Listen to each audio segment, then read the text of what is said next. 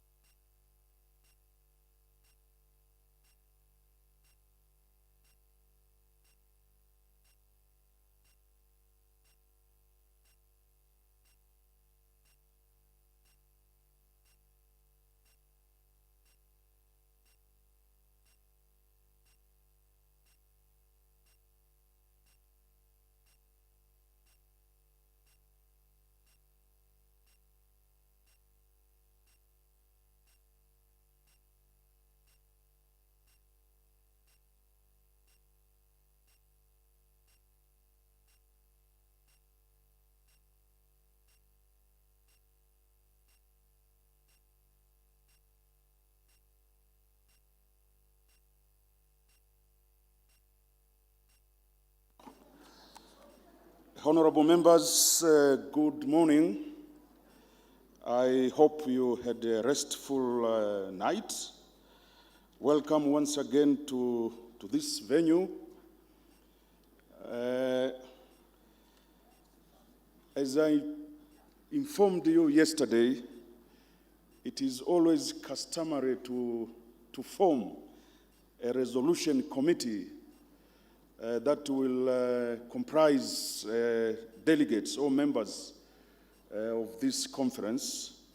And normally in forming the committee, we have to ensure sub-regional balance, a resolution committee, sub-regional balance. So with your permission, I wish to propose the following members to be part of, to form that resolution committee that will have to look into the resolutions, and one of them will present the resolutions at an appropriate time. So from Central Africa sub-region, I wish to propose Right Honorable Dethapelo Kairopatse, Speaker of the Parliament of Botswana. And from West Africa sub-region, I have the pleasure to propose the Deputy Speaker of Cameroon, Honorable Mary Muyali. And from Southern Africa sub-region, I wish to propose Honorable Lucas Sinimbomua, Chairperson of the National Council. And last but not least, from East Africa, I wish to propose Honorable Enos Asimwe, Member of Parliament, Uganda, representing the Right Honorable Speaker of the Parliament of Uganda. So that is the resolution committee. As I hinted earlier, much of the groundwork has been undertaken by the Secretariat. They will sit with the Secretariat when we are done with all the 4 topics.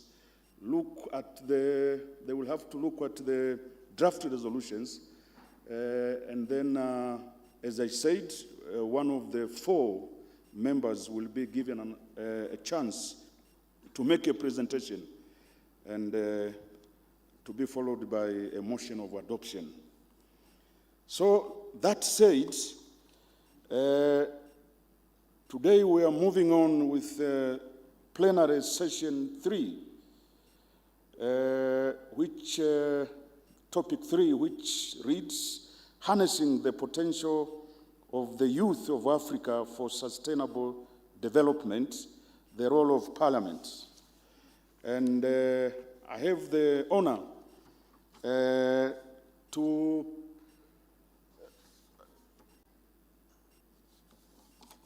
introduce to you the chairperson for this session, Honorable Andisiwe Kumbaka, MP from the National Assembly of South Africa.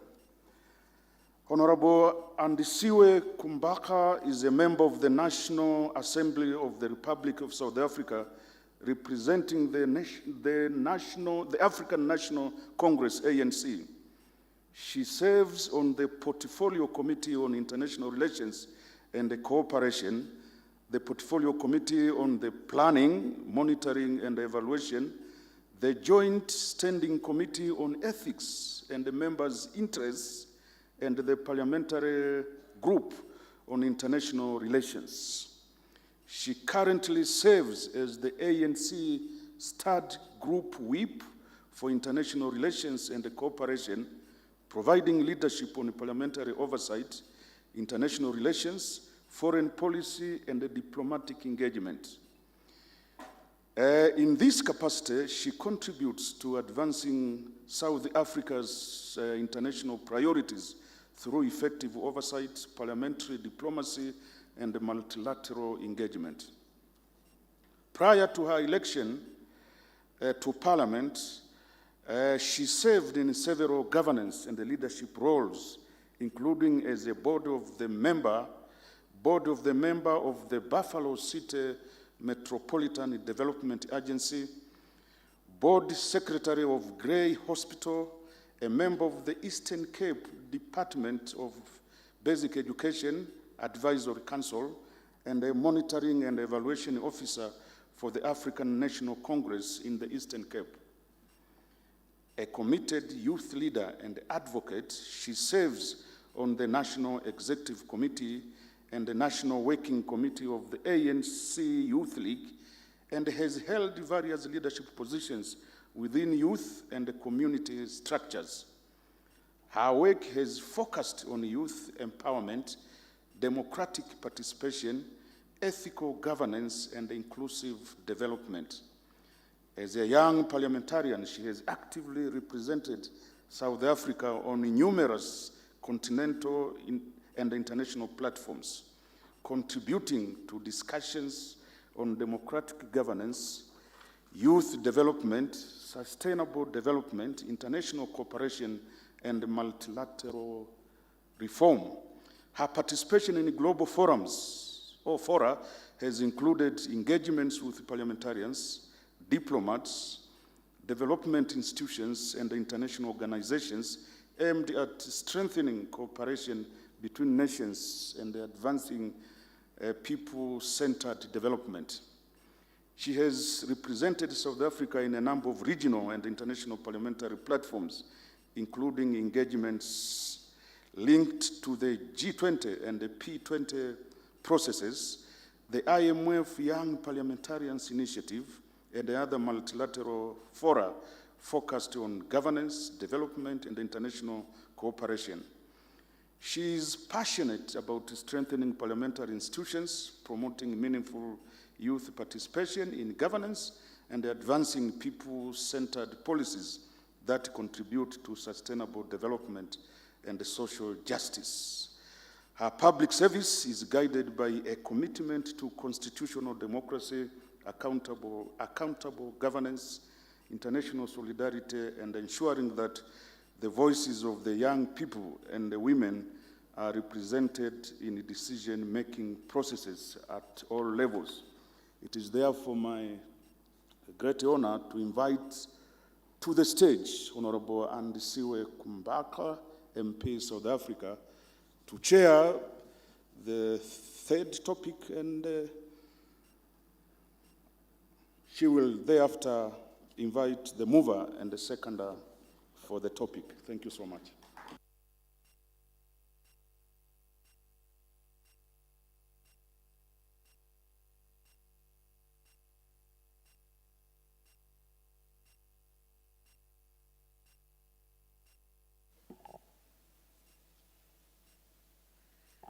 Thank you very much, Chairperson. Honorable speakers, presiding officers, distinguished delegates, fellow parliamentarians, and especially the young parliamentarians of our continent, good morning.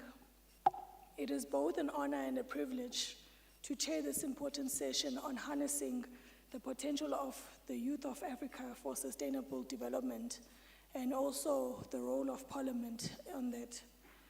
Africa is the youngest continent in the world. More than 60% of our population is under the age of 25. This demographic reality presents us with a choice.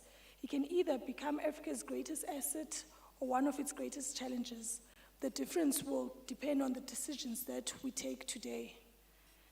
As speakers and presiding officers in the Commonwealth, it is critical that we reflect not only on the role played by the youth, but also look closely at the role we play as parliamentarians in ensuring that the youth in our respective countries is empowered and able to achieve their aspirations. We have an obligation to create a conducive environment which will enable the dreams and aspirations of the next generations to be achieved. For too many young Africans, potential remains trapped behind barriers of unemployment, inequality, poverty, inadequate education, conflict, and exclusion from decision-making processes. Across our continent, millions of young people possess the talent, energy, and determination to succeed. Yet many remain locked out of opportunities that allow them to contribute meaningfully to society. And this should be a concern to all of us, because the greatest threat to Africa's future is not the lack of resources, but it is the underutilization of the young people.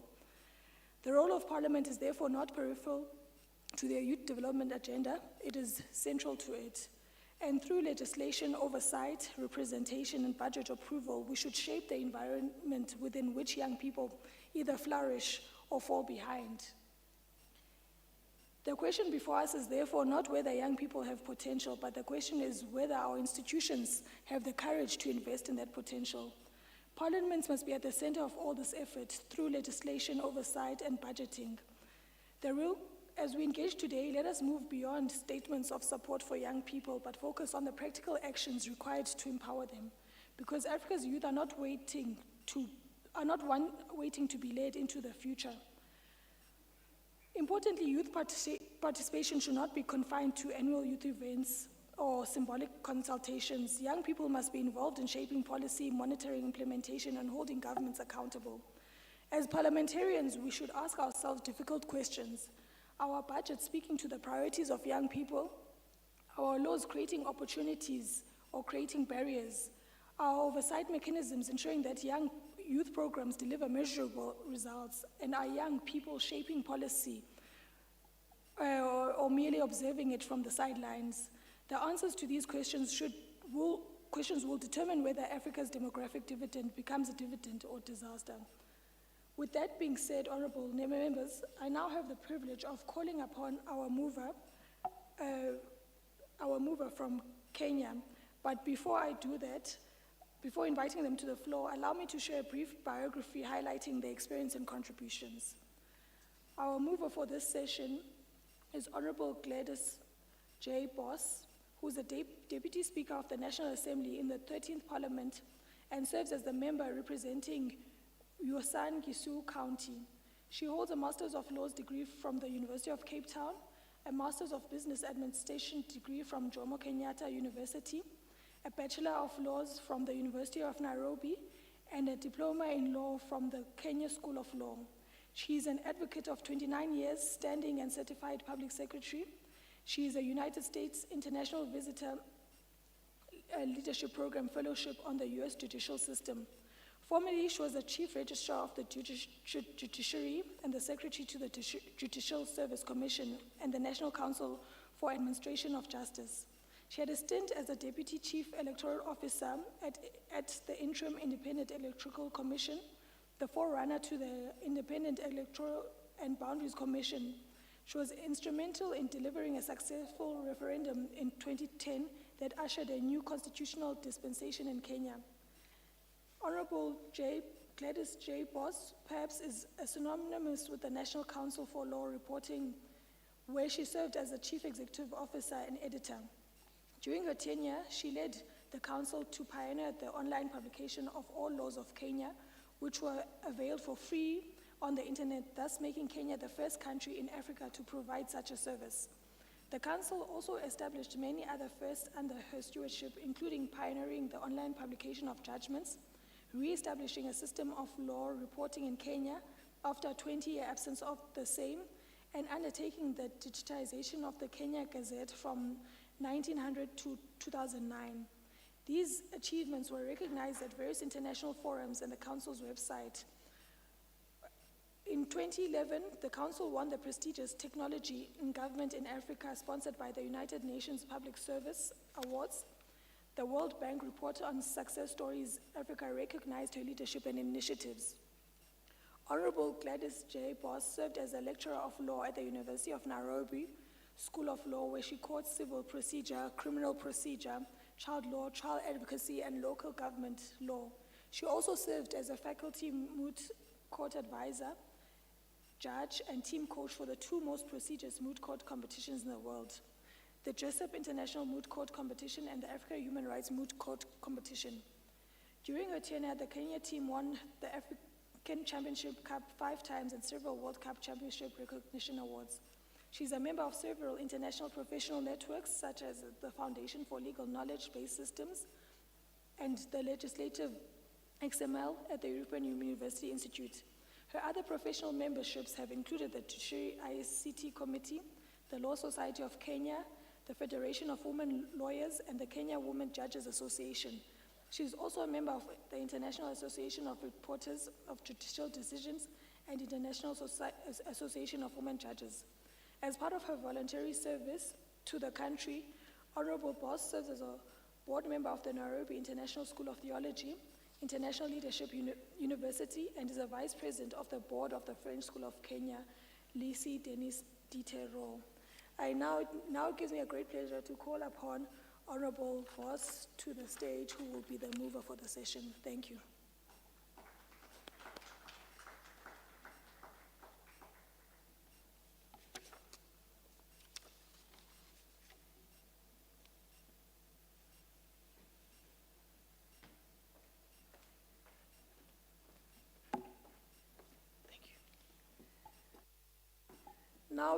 Now, honorable members, gives me a great pleasure and privilege to call upon our seconder, and I will follow the same principle of, before inviting them to the floor, I will share a brief biography highlighting their experiences and contributions. Our seconder is Honorable Samir Suleiman, the Speaker of the Parliament of Malawi. Honorable Suleiman is the President of the Commonwealth Parliamentary Association, the Africa region. From October 2025 to date, is a member of the Standing Committee in the Conference of Speakers and Presiding Officers in the Commonwealth, a member of the Commonwealth Parliamentary Association in the Africa Region Task Team, and a member of the Executive Committee of the SADC Parliamentary Forum.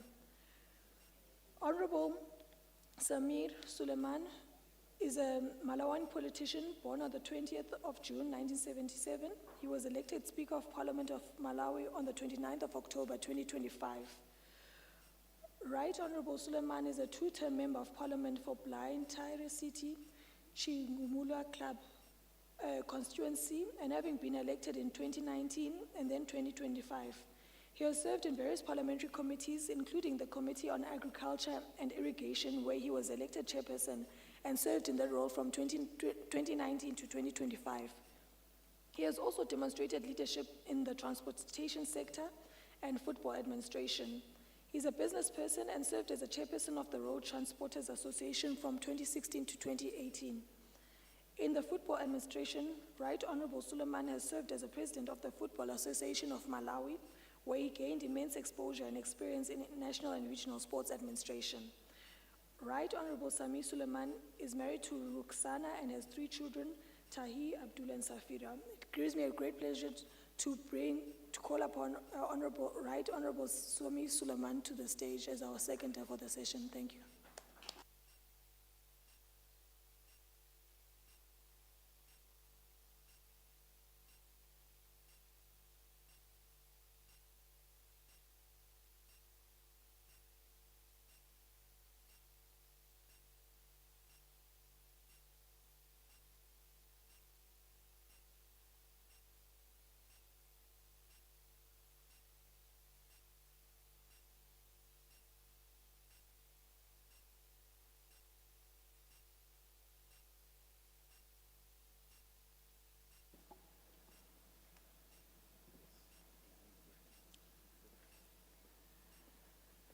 I will then invite our mover, Honorable Boss, to then go to the podium and deliver her motion. Thank you.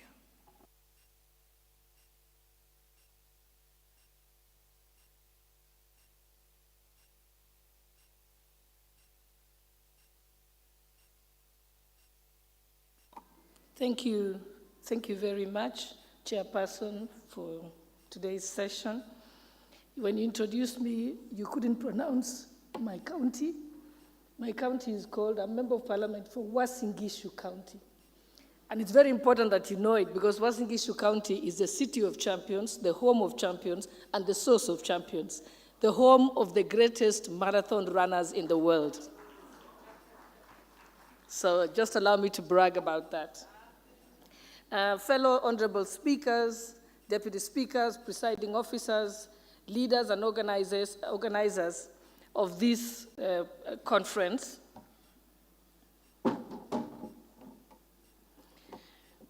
Ladies and gentlemen, good morning.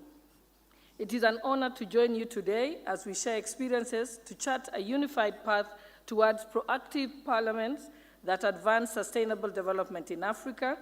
In my capacity as Vice Chairperson of the Conference of Speakers and Presiding Officers in this session, I have the privilege of moving the discussion on the role of parliaments in harnessing the potential of youth for sustainable development, and as a subject that is central to Africa's stability, transformation, and democracy, and one that Kenya has actively pursued through the Commonwealth Parliamentary Association Kenya branch. So Africa is facing unparalleled jobs challenge, with a projected increase in the working age population of over 600 million people over the next 25 years, which is accounting for more than 3/4 of the overall increase across all emerging markets and developing countries. Africa simultaneously faces worsening droughts, floods, and biodiversity loss, widespread food insecurity, rapid urbanization, creating housing and sanitation challenges, and also employment challenges, which increases persistent poverty and inequality among the youth. Despite this, they remain underrepresented in Parliament, and unlocking their potential requires reforms such as quotas, caucuses, councils, guided by frameworks like the African Youth Charter to embed their voices in policy. Africa's development agenda places youth at the center through global and continental frameworks. These comprise of the Sustainable Development Goals, SDGs, on youth, in education, which is SDG number 4, decent work, which is SDG number 8, and climate action, which is SDG 13. The AU's agenda in Agenda 2063 recognizes the youth as drivers of prosperity, peace, and integration. And also, the African Youth Charter 2006 focuses on rights to participation, employment, and livelihoods. Further, the International Labour Organization on Youth Empowerment Strategy for Africa forms a framework for decent jobs. The Pan-African Parliament also has youth caucuses and symposiums to foster inclusion. The East Africa Legislative Assembly has a youth parliament, is a regional platform for youth engagement in East Africa. These regional initiatives require parliaments to legislate and oversee supportive frameworks, harmonize national policies, and integrate youth priorities in the development agenda. Across Africa, youth are advancing sustainable development by driving progress in a number of key sectors that we have highlighted. These include SDG number 4 on education through expansion of technical and vocational training, and SDG number 8 on decent work. Kenya's constitution, laws, and policies create a framework that places youth at the center of inclusive growth, climate resilience, and sustainable development. The Constitution of Kenya 2010 mandates the protection of the environment in Article 42, and obligates the state to address the needs of the youth in Article 21, and ensures by having access for them to have access through education, training, employment, and participation in governance. Supporting legislation for these provisions in our Constitution includes the National Employment Authority Act of 2016, which promotes youth employment and decent work. We also have the Climate Change Act of the same year, 2016, that integrates climate resilience into development planning. Policies such as the Kenya Youth Development Policy of 2019 and the National Environment Policy of 2013 and the Science and Technology Research and Innovation Master Plan of 2026 emphasizes youth roles in ICT, entrepreneurship, innovation, environmental stewardship, and integration of all environmental concerns into national development. Programs like Ajira Digital expands the youth access to online jobs. The Youth Enterprise Fund offers also affordable credit and market linkages through the Kenya Youth Employment Opportunities Project. This also enhances job creation for youth. Consequently, between 2024 and 2025, Ajira Digital has trained hundreds and thousands of youth in digital skills, and now they are in the marketplace. Africa's parliaments harness youth potential also through development of legislation that allows them to participate in legislation. So, by fulfilling these core functions, parliaments should try and ensure that youth are meaningfully included in governance and empowered to drive innovation, resilience, and inclusive development in Africa. So the recommendations are to harness Africa's youth for sustainable development. Parliaments must embed their perspectives in legislation, oversight, resource mobilization, and regional cooperation. What action can parliaments take? Parliaments should domesticate the African Youth Charter and enact youth jobs, quotas, and caucuses. Also, parliaments can be involved in resource mobilization. Parliaments must boost funding for youth enterprises and innovation hubs and training while leveraging on the Africa Continental Free Trade Area. I therefore move to open this session for deliberation on the role of parliaments in harnessing the potential of youth in Africa for sustainable development. It should foster dialogue among parliamentarians and partners to explore the inclusive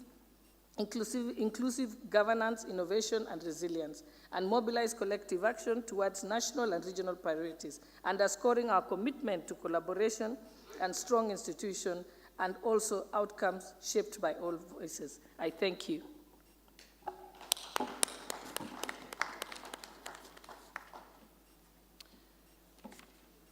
Thank you, Honorable Deputy Speaker.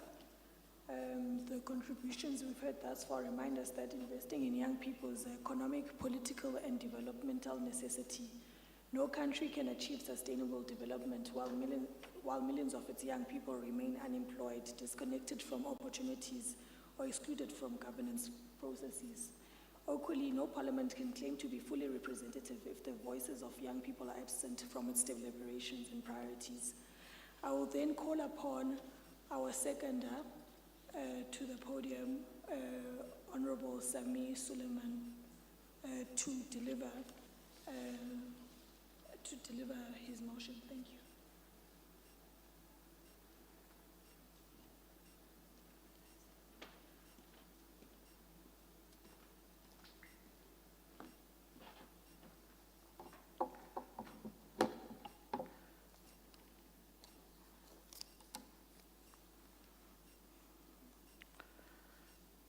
Good morning. Honorable Andisiwe Kumbaka, MP, today's chair. Indeed, today we are being led by a youthful honorable member, and this is what CPA stands for. CPA taking a lead, and we should continue letting the youth take the lead now. Let me also recognize distinguished Right Honorable speakers, presiding officers, colleagues, ladies and gentlemen. I also see the media. This morning I rise to second a motion on a subject that is often described as Africa's greatest promise, but also, if we are honest, our most urgent test. The subject is harnessing the potential of the youth of Africa for sustainable development. We hear the phrase, youth are the future, so often that it has now become a comfort. But the truth, colleagues, is sharper. Africa's young people are not just the future, they are shaping the present. The question now is whether we, as parliaments, are shaping an environment where the youth can succeed, or simply watching them navigate the obstacles that we have failed to remove for them. Colleagues, then why must we move from rhetoric to results? Africa has the youngest population in the world. That is either a massive demographic dividend or a source of instability. There's no middle ground about it. A young population becomes a dividend only when young people are healthy, skilled, productively employed, and civically engaged. Without those conditions, the same energy that could transform economies can feed unemployment, migration pressure, as we are seeing today, frustration and disappointment with democratic institutions. In Malawi, this is not abstract.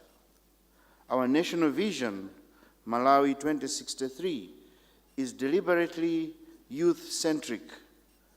Our national youth policy, 2023 to 2028, defines youth as those aged between 10 to 35 and sets clear priorities: employment, enterprise, governance, innovation, climate action, and social well-being.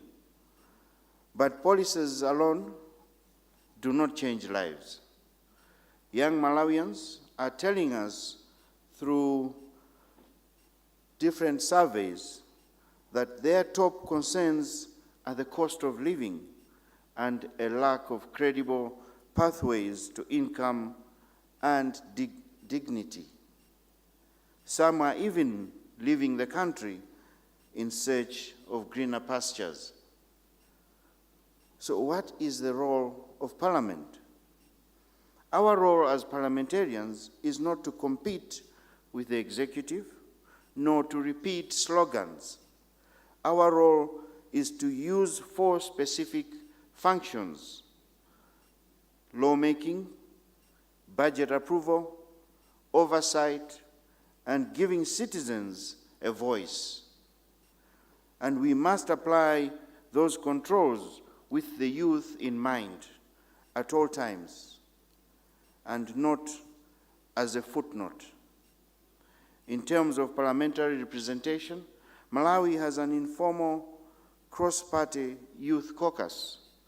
We do not yet have reserved youth seats or a quota, but we have reduced nomination fees for the youth candidates. And we are still learning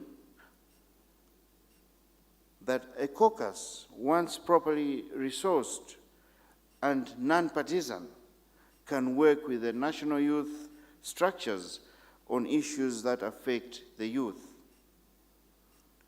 Let me suggest practical actions that any parliament here can begin with in implementing immediately. Technical and vocational training. This has shown promise to empower the youth as well as integrate the youth into productive sectors. What is important is for parliaments to apply a youth impact assessment to legislation and budgets.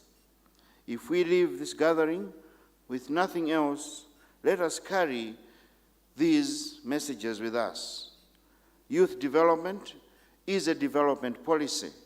For instance, Malawi 2063 will not be achieved unless young people are central to agriculture, industrialization, skills development, climate action, and indeed governance.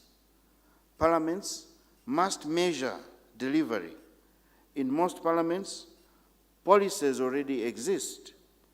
Now we must demand budgets, targets, results, and accountability. Participation must also be practical. Youth consultations, caucuses, and hearings must influence bills and budgets, and not just mere events.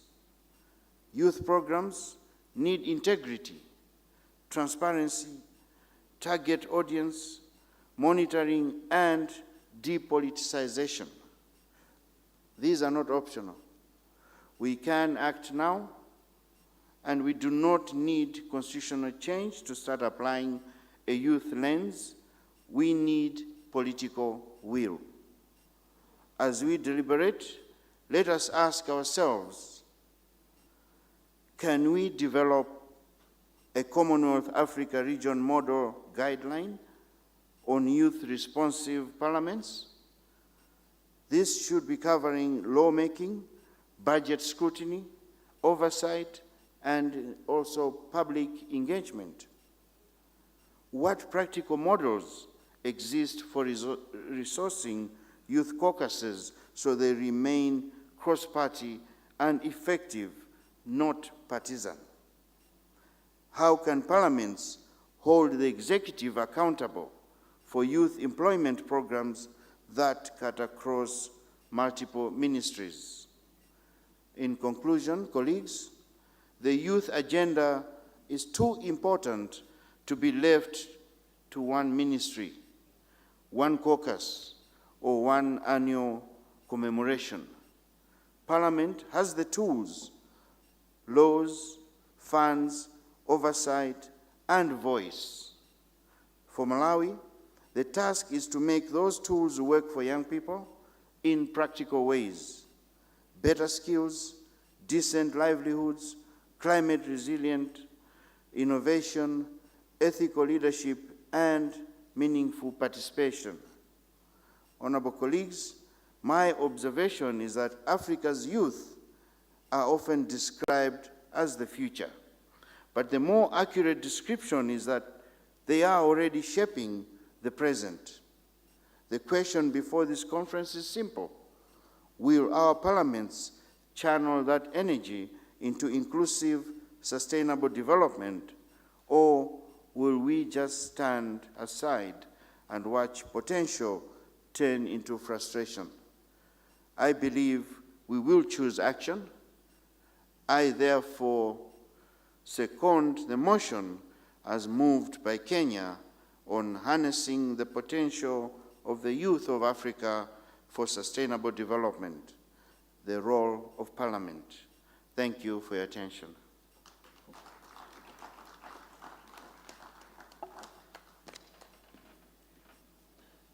Thank you, Honorable Samir Suleiman, our seconder from Malawi.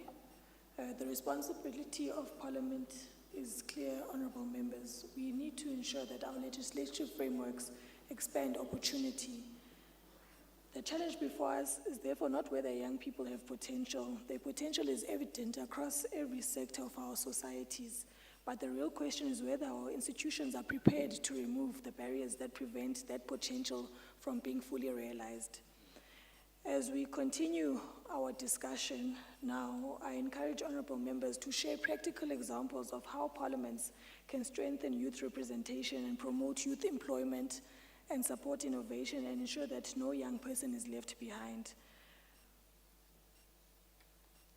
I will now then open the floor for discussions and invite the Secretariat to assist in facilitating our speakers list in terms of the discussions we are about to open now.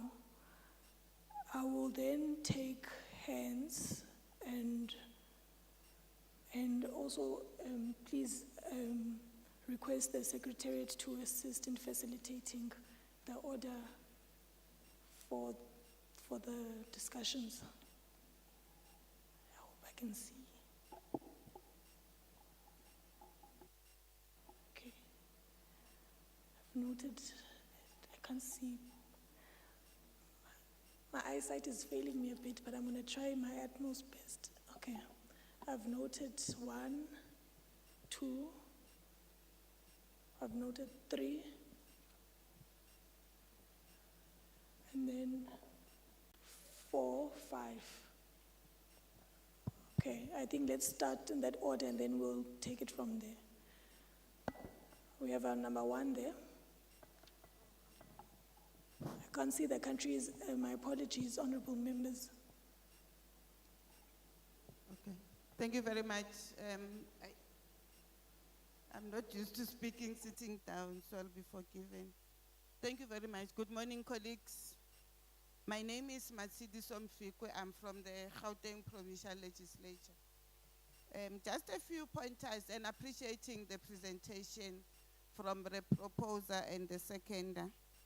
And as a relatively young person, we agree with the sentiments that are in the two presentations. But my worry is that we, both parliament and government, want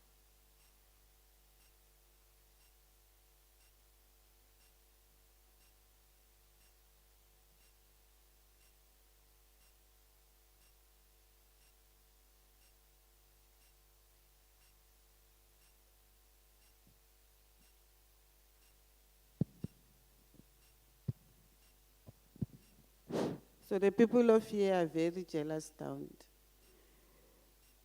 So just a few pointers, as I was saying, Chair, that as we want to develop young people, we must encourage them to be active participants in both the development of strategy and policy. The speaker that was seconding indicated that we say the future belongs to young people, but government continuously develop strategies for them, and they are expected to be consumers of those strategies. So we need to change how we're doing things. Part of what we need to do as parliament is to lobby for curriculums, both in schools and institutions of higher learning, to be changed. I don't understand why in 2025, some schools still teaches learners history, and they're talking about in South Africa, Boyan van Riebeck and them, which is, I think, over time has lost its relevance in the life that we want to grow.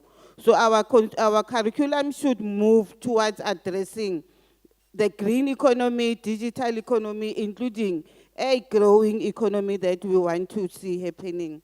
And also we must make sure that government does invest in key economic sectors after we have changed the curriculum, so that government could assist us in absorbing young skilled people that are going to be able to direct what their future is going to be looking like. Also that my last 2 points, that Parliament through its committees must influence target setting on youth development. It must not be lip service from the executive, but we must see tangible, achievable and smart APPs that are going to be put together by the executive and strictly monitored through oversight as well as through regular auditing by portfolio committees. We must also move away from statements and go towards action, so that when we speak about young people being the future, it is followed by action as well. Thank you very much.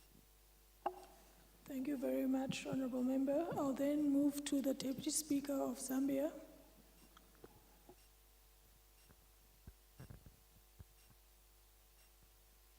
Thank you so much, Chair. My contribution or my comment is that Africa's greatest asset is not beneath our soil, nor within our natural resources. It is our young people. With over 60% of Africa's population under the age of 35, the future of our continent will be determined by the extent to which we empower, engage, and invest in our youth today. As parliaments, we have a responsibility to transform this demographic reality into a demographic dividend. Through our legislative function, we must enact laws that expand access to quality education, skills development, digital opportunities, and decent employment. Through our budgetary and oversight functions, we must ensure that youth empowerment programs are adequately funded and effectively implemented. Through our representative role, we must create meaningful platforms that enable young people to participate in governance and decision-making processes. In Zambia, youth empowerment remains a key pillar of national development. Programs such as the Youth Empowerment Fund, the Constituency Development Fund, skills development initiatives, and youth entrepreneurship programs are providing opportunities for young people to participate in economic transformation. However, we've seen that challenges are still there. Youth unemployment, limited access to quality skills training, inadequate financing, and low participation in formal political processes continue to constrain the full potential of our young people. It is therefore imperative that parliaments across Africa and the Commonwealth incorporate youth participation in parliamentary processes, strengthen youth-centered legislation, promote digital inclusion and entrepreneurship, and foster partnerships that expand opportunities for young people. The sustainable future we seek cannot be built for young people without the young people. We must therefore move beyond speaking about youth and instead create spaces where youth become active partners in shaping Africa's development agenda. I thank you. Thank you, Honorable Deputy Speaker. I'll then move to the Honorable Speaker of Botswana. Thank you.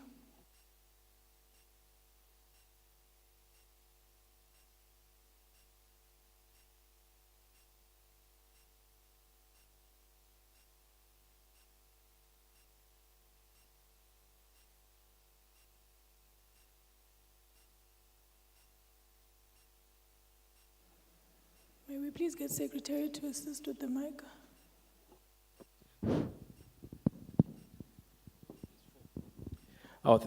Thank you very much, Chair, and good morning, everyone.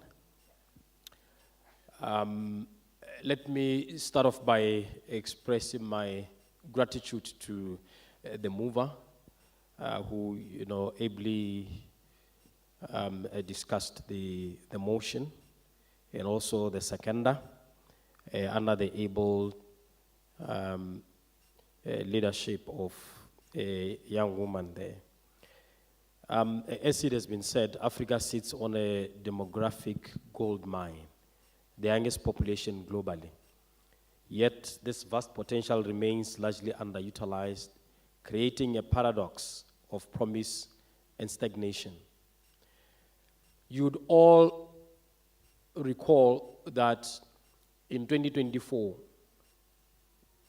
there was change of government in Botswana, the first time since independence, and President Advocate Duma Gideon Boko, SC, took some bold steps to nominate for election by Parliament the youngest ever Speaker for Parliament of Botswana,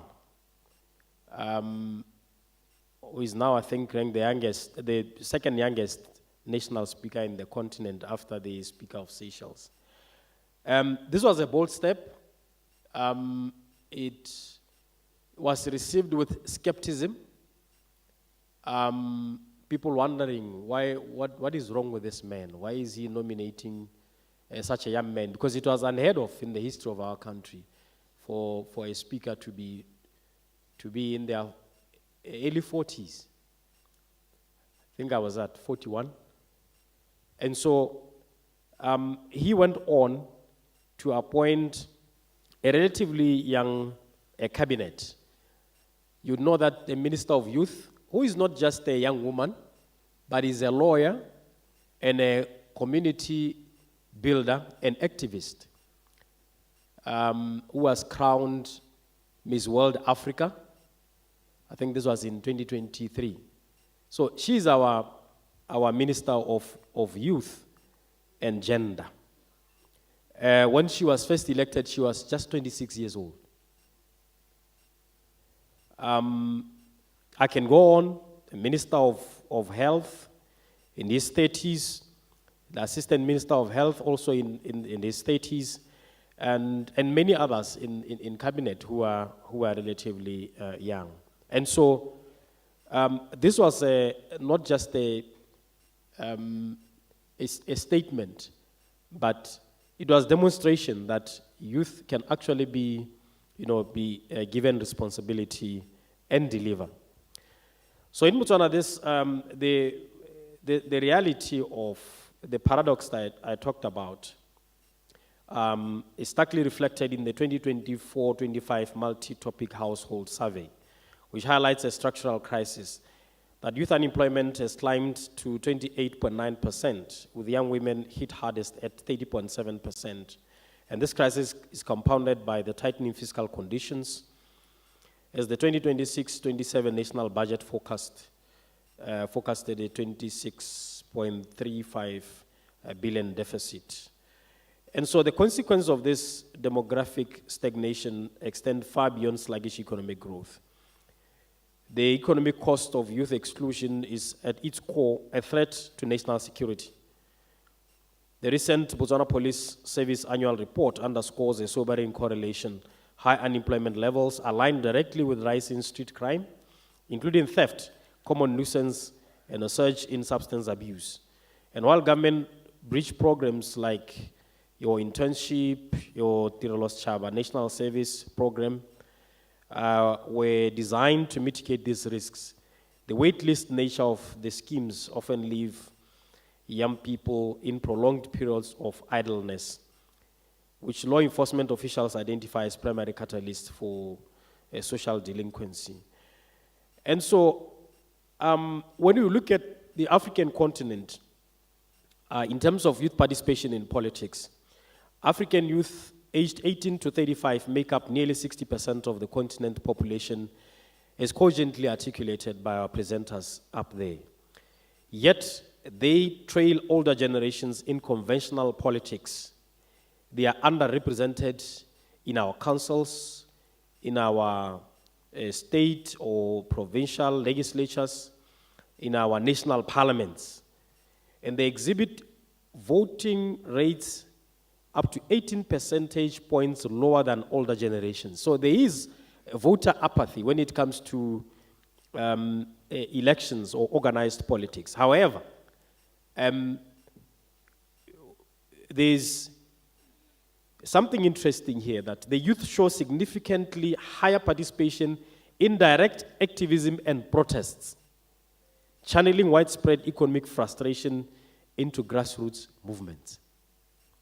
And so we need to introspect.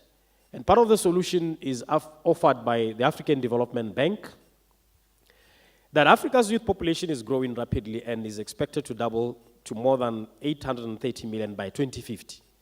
And if properly harnessed, such growth in the working age population could help raise productivity and promote stronger, more inclusive economic growth on the continent. However, as the bank observes, these assets remain untapped due to unemployment and underemployment. And the potential benefits of the continent's youthful population are not being fully utilized, as 2/3 of Africa's young people are unemployed and discouraged, or hold only precarious jobs. So young people are subsisting at the margins of our economies. Only 3 million jobs in the formal sector are created annually in the continent, while between 10 and 12 million young people enter the job market each year. Even when jobs are available, young people often lack the skills required by employers, sometimes even experience. I've heard His Excellency President Cyril Ramaphosa recently talking about the need to relook at the experience required by employers as this excludes young people. And so the situation has a particularly negative impact on women who face more barriers limiting their access to opportunities and equal pay. So, in conclusion, I think we need to relook into our lawmaking, our policy formulation, and desist from the isomorphic mimicry of the superficial appearance of doing something when we are actually not doing anything. Otherwise, recently I acquired a book during my trip to India. It was titled, "Why Are the Poor Not Killing Us?" So we don't want to write books and ask, why are the youth killing us? Thank you, Madam Chair. Thank you, Honorable Speaker. I'll then move to our Honorable Member from Uganda. Thank you.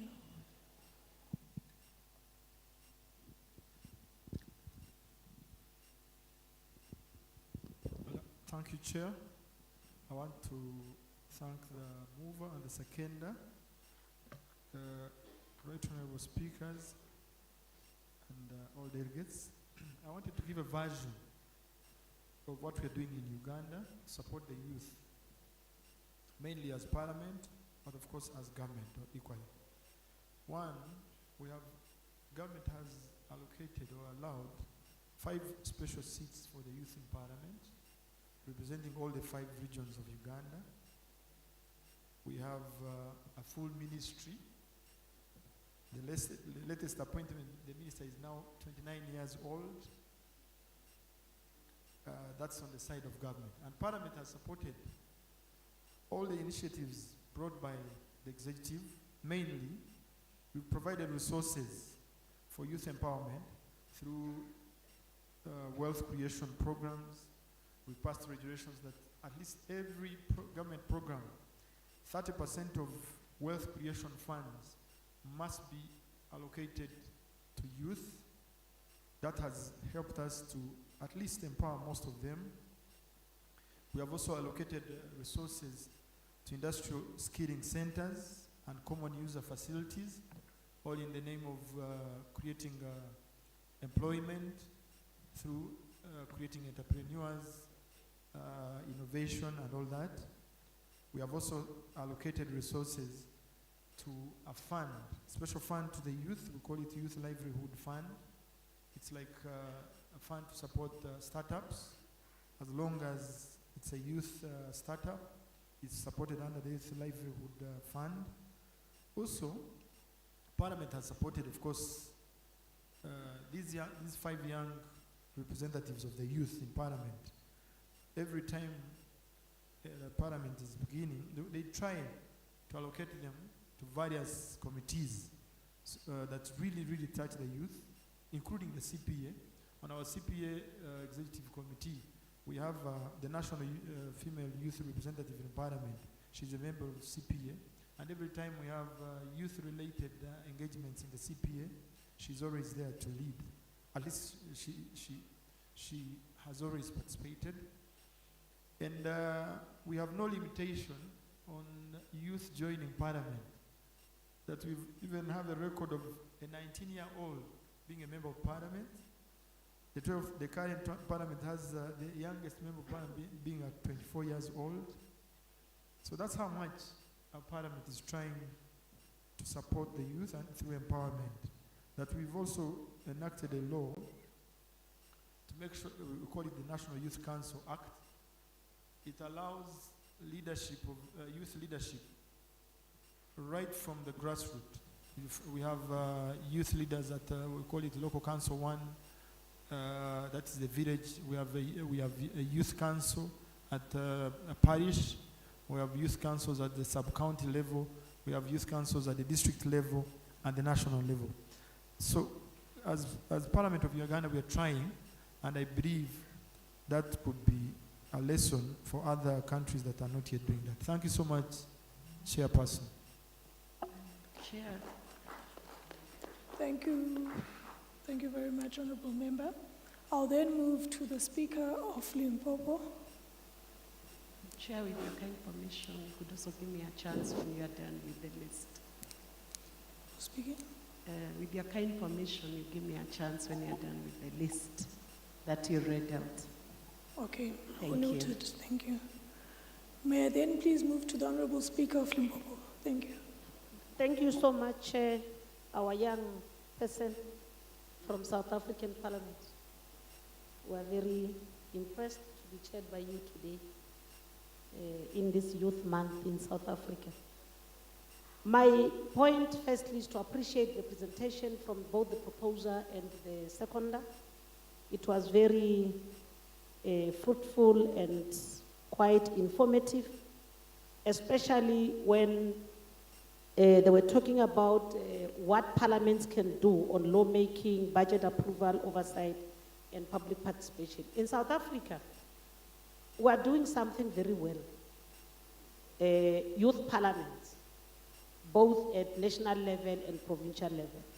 The role of those youth parliaments is to ensure that they come there to make assessment, to say, in the policies that exist, what is that executive is doing to implement those policies to make sure that it benefits the young people. And then on an annual basis, they are able, executive, to account back to the young people to say, what is it that we've achieved and what is that we've not achieved. But I think where we lack as Africa region is how do we make sure that we take the young people along on matters relating to them understanding democracy itself. Because you see that in most countries, I'm not sure, but young people are no longer interested in voting because they think it's not necessary for them to vote. Because most of them, you find that by the time they start understanding their own countries, democracy was achieved long ago, before they were born. I mean, in South Africa, if democracy was achieved in 1994, it's only now that a child who was born in 1994 is 34 years old, 32 years old. But that does young person understand what democracy means? So my question is, how does Parliament take into cognizance to work with the independent electoral commissions to make the young people understand that their vote is their right? They must be able to participate in that democracy. Because for them to participate is not only when they are represented in Parliament. In South Africa, they say we need the 40% representation. We give them. But do they understand when they arrive there, how are they supposed to represent their own constituency out there? The last point I want to raise is on the matter of unemployment and the economy. As this CSPOC, how do we make sure that we monitor the achievements we do with the African Continental Free Trade Area? Because if we are able to develop the African Continental Free Trade Area to ensure that it's able to build our own economy, it will alleviate a lot of issues that we are raising in terms of unemployment and make sure that our young people benefit. So indeed, I'm sitting here with my deputy speaker, who's the leader of the young people. She always tells me that, yes, you are talking on our behalf, but allow us to act on our behalf. Thank you. Thank you, Honorable Speaker. I'll then wish to move to Honorable Speaker of Gauteng. Noted. Okay. Okay, I think the Secretary just made a mistake there. I'll then move to... Okay. Thank you very much. I'm Emma More from Gauteng Legislature. I'm not sure if you calling me. Should I continue? Yeah, no, it's the member voice. Yes, you may. Thank you. Thank you very much. I would just like to thank the speakers who actually came up with this motion, and actually want to say it has the beginning. Around 50 to 60% in our countries is actually youth. And I want to say it starts with ECDs. We cannot talk about primary schools, we cannot talk about high schools if we don't actually start at the foundation phase. So all what I want to say is, as Africa, let's fix our education system, let's walk the talk, but also put resources and budget to these talks and walks. We need to be intentional, all of us, about this. We need to either decide that are we the unblockers of this or are we going to block our youth? But we need to also realize that if we block our people, we're killing the nation, we're killing Africa. We need to include youth in most programs. Fortunately, in South Africa, colleagues, we do have such. But what we need is to just put more on what we're doing and stick to our policies, laws, and everything, including the timelines. Because often we've got these good papers in cupboards, but implementation becomes the problem.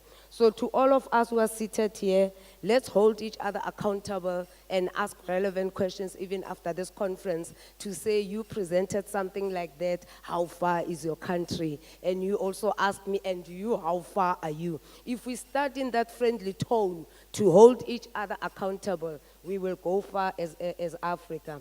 Another thing, including parliament, province, local, let's employ them. Let's make it practical. I mean, our youth do not need grants. They need jobs, real jobs. They need empowerment.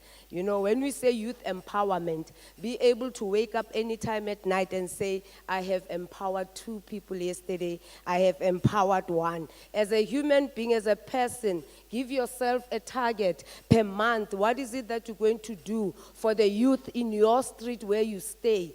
Are you the only one who's actually empowered Urichi, Ojahantle, Babang Habaji Hantle? So I just want to say everything that we do here, it starts somewhere. You know, they say charity begins at home. What is charity? Doesn't mean only in your house. It means even in your street. Ubuntu, that's who we are. I'll talk for my country, South Africa. So when you wake up in the morning and you walk in your yard and your neighbor doesn't have anything, his children are struggling. Ubuntu says, as I make tea in my house, I also make a cup for my neighbor. Imagine that neighbor's got children. You cannot come here and talk about all of these things, but you don't implement them in your daily life. These things are not scientific. They don't need mathematical equations that to say X is equals to Y. No. This thing is something that we know as Africans that we must implement on our daily basis. In conclusion, I would like to say, let's resolve the service delivery issues that affect our youth. No more youth conferences. You know, these conferences are spoiling us because we think we've resolved issues. We're ticking boxes. Let's not do that, adults. Let's not do that. Let's do it practical, because often these conferences, they've got resolutions that are never adhered to, that do not have, okay, they have timelines, but nobody cares in a way. Let's stop these things and practically start it in our streets, at homes where we are. In conclusion, sorry, this is the last conclusion. 10 years from now, let's ensure that no youth burn tires, no youth destroy their infrastructure, toying in the streets. Let's make sure that as adults in this room, we will ensure that in our street, no infrastructure is going to be damaged because the youth are suffering, are struggling, they are complaining. Look at the drug issue. I will close it there. Thank you. Thank you very much, Honorable Member. There was a speaker who requested to articulate her views from Kenya. Yes, Honorables. Thank you. Thank you, Honorable Speaker, and thank you to the mover and to the seconder of this motion. You have ably done your job. My question is very aligned to what the speaker from Gauteng has asked. By 2050 in Africa, we'll have a population explosion because the youth are going to be about over maybe close to 70, going to 80% in Africa. While other continents may call it a time bomb, yet it's a big potential which the world should be looking at, because we'll have the best and the strongest human resource in the world. However, and unfortunately, and on a low note, I still wonder why my ticket from Nairobi to New York is cheaper than me taking a flight from Nairobi to Lagos or to Johannesburg. I'm waiting for that one conference that will fundamentally adjust the air tickets and the freedom of movement within the continent of Africa.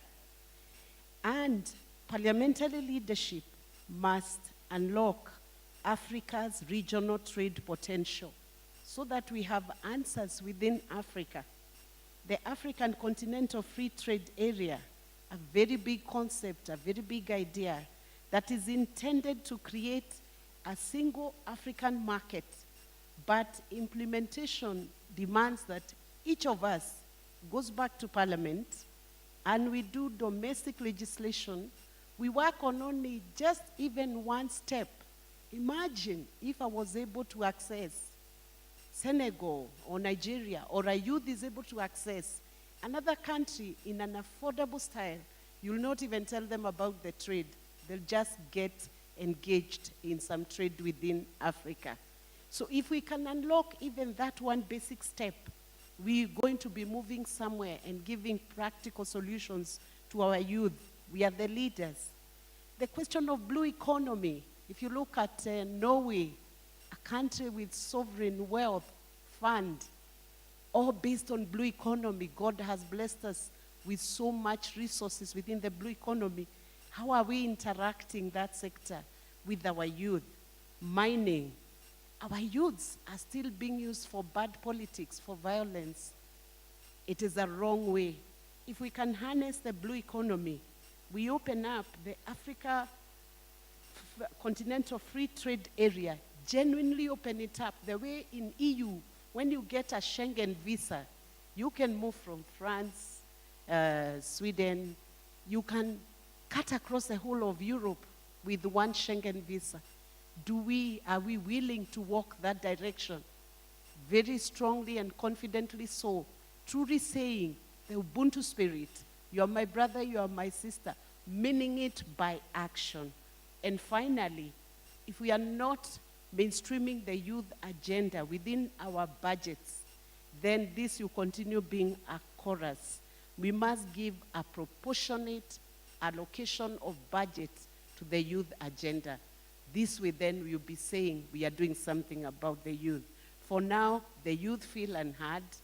The youth feel as though we treat them as an appendix or an annex, and we must find a way as parliaments to mainstream their agenda and genuinely convince the youth by action that we are doing something. Thank you. Thank you very much, Honourable Member.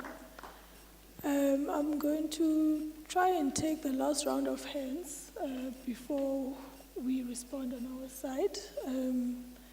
I've noted Tanzania. Do we have any other hands, perhaps?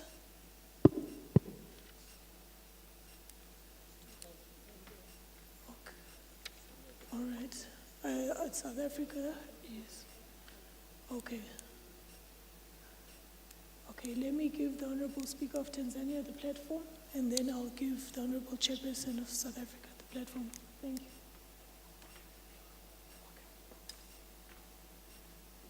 The platform is yours. Thank you. Thank you so much, Honorable Chair. According to Global Parliamentary Report of IPU 2023, youth under 30 make up of 70% of total population in Africa. So we as parliamentary within our parliament, we have to make sure on performing our duties. Do we include the needs of youth within our countries?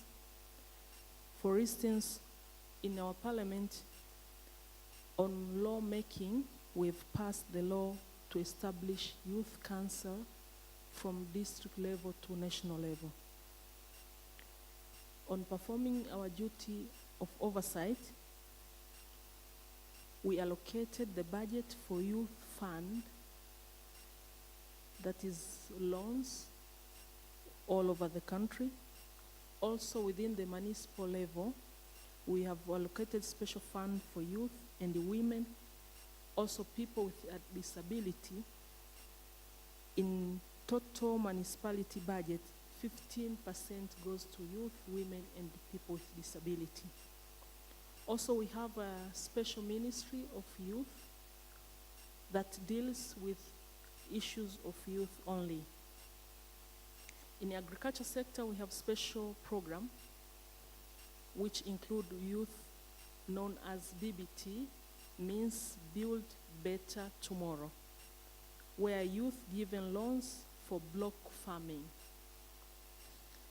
Also in technology advancement, due to technology advancement, we have youth companies who given startup loans by government. Also within our parliament, we have total number, 35% of parliament are youth representation. So we are trying to include youth in all our duties of oversight, lawmaking, budget scrutiny, and also representation of youth. Thank you, Madam Chair. Thank you, Honorable Speaker. I'll then move to South Africa, Honorable Chairperson. Thank you very much, Honorable Chairperson of the session, and greetings also to the honorable members who are presenting now, and all honorable speakers present. Now, mine would be a very short, Chairperson.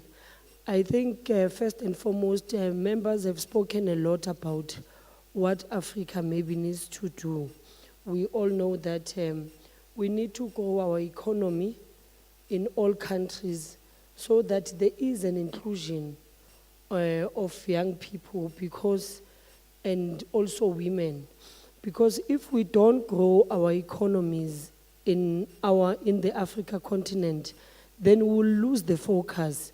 Then which means our economy will be stagnant, and other young people who do not feel like they've got opportunities in their own countries will then migrate to other countries. We've seen it happening in South Africa, where we've got professional nurses and doctors moving outside of South Africa, but because there is no opportunities for them to be able to play part in the economy. But if all African countries can actually focus on growing their economies, then that will make a prosperous Africa continent, and our young people will then feel included in the economy because they will have space in the playground of, and also with the foreign investments, whatever investments that would come in our countries, I think that is where we must focus on in terms of making sure that the investments that come here, our SMMEs are able also to play part in those investments, so that even if they decide to go away or take away their investment, we are left with an infrastructure and with companies that are led by those young people who are opening up more opportunities for employment within that space. So if we mainly focus on growing our economies, I don't think we will have problems of young people not feeling included within the government space, and also opening up space such as these ones. Honorable Kumbata is a young person leading the session today. We should have more young people in these sessions speaking for themselves. What is it that they want to see? Even on our budget votes, I was speaking to the Speaker of Kimberley. Even in our budget votes, we take our budget votes to the people so that they feel included. They feel they are part of government, not that the government maybe will be making decisions for them. I think if we take that posture within growing our economies, it will make a prosperous Africa continent. Thank you, Chair. Thank you, House Chair. I'm going to then move to the Honourable Member from the Gauteng Legislature.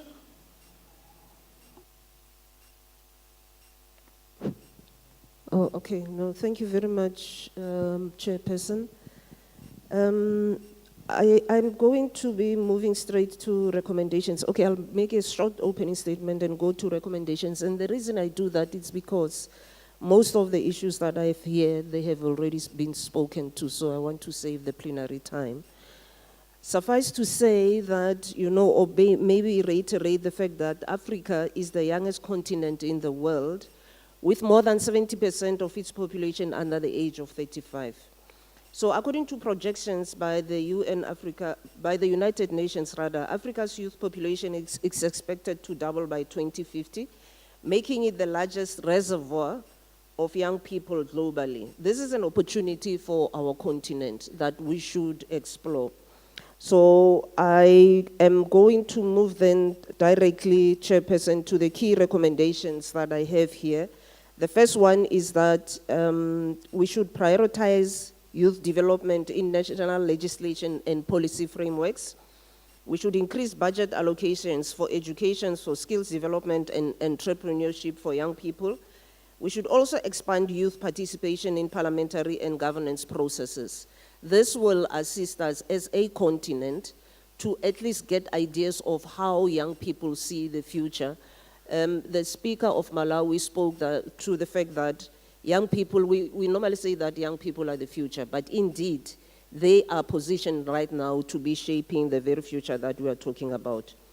We should promote digital inclusion and access to emerging technologies, and this is the young people's world. They understand it and they have the wherewithal of taking it forward.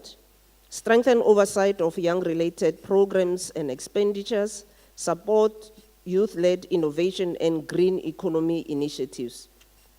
We should also align national youth policies with Agenda 2063 and the Sustainable Development Goals. I suspect that when these were written, young people were not consulted fully.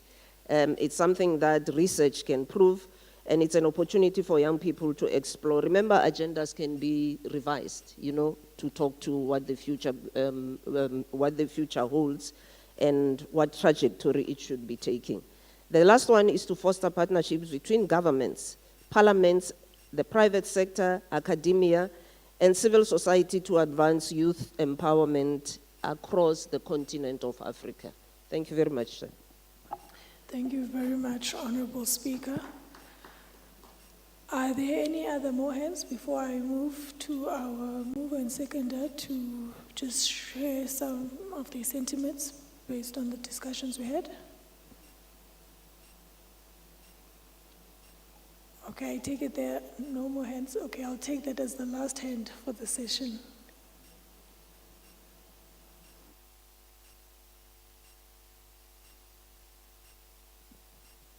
Thank you very much, Honorable young chairperson from South Africa, for granting me this opportunity. Let me also welcome and appreciate the presentations that has been made by our mover and seconder. Chairperson, I thought that honorable members that have spoken before me has raised I think most of the critical issues and challenges that our youth are encountering on a daily basis.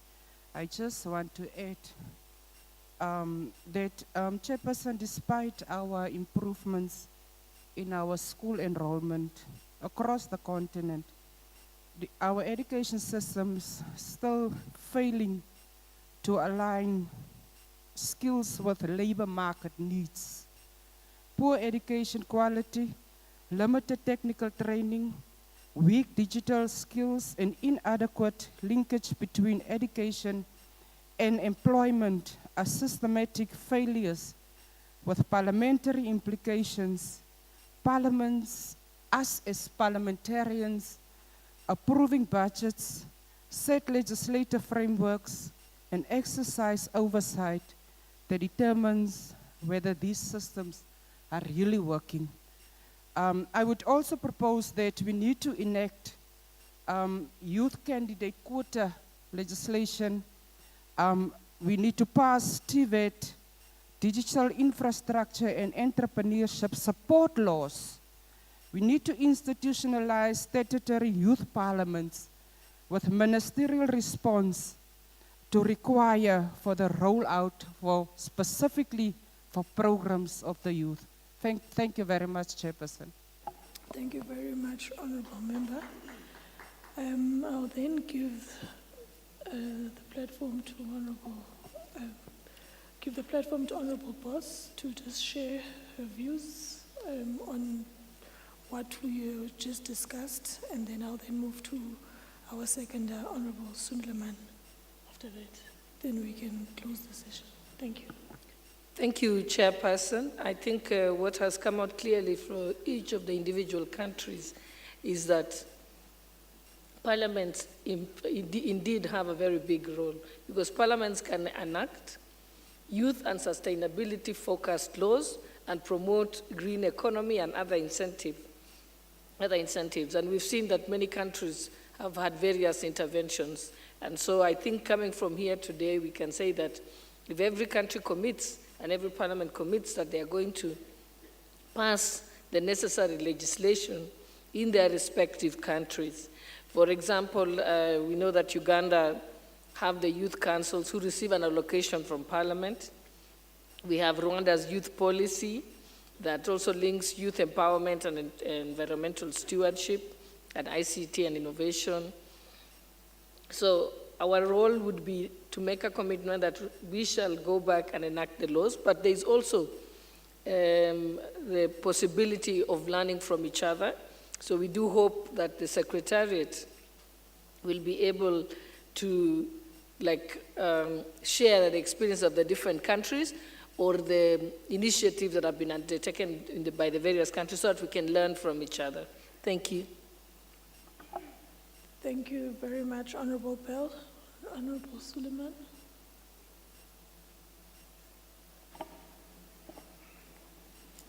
Thank you, Chair.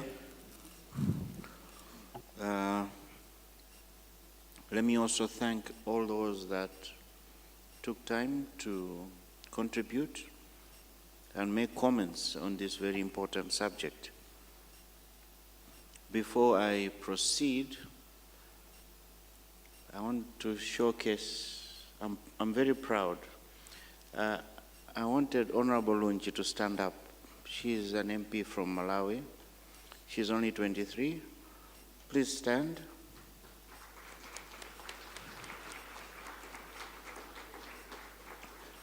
This is the youth empowerment we're talking about. And it's time, next time we have a conference like this, we should also see one youthful MP from each parliament. That would be very, very good for us. Thank you so much, Honorable. You may take your seat.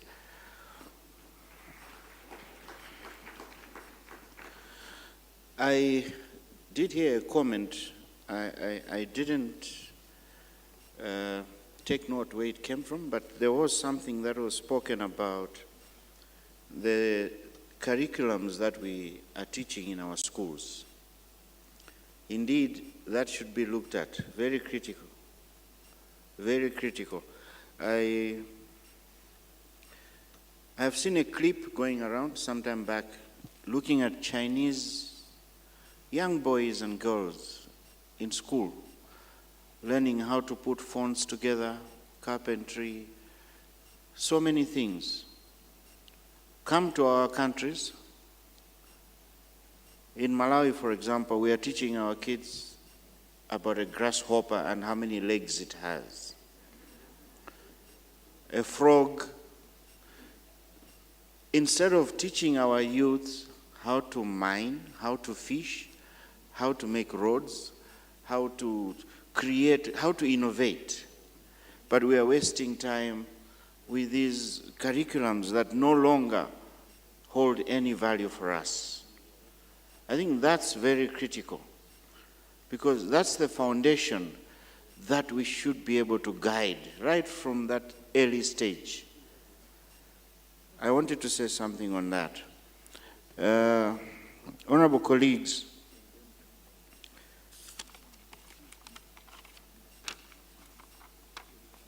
recently I was having a chat with some colleagues, and I was trying to sell an idea that what if our universities that teach agriculture, for example, start empowering the youth right from school. It should be a government initiative, but as Parliament, we can pass laws to that effect, that every top 10 kids that come up from these colleges, agriculture colleges, they should be rewarded.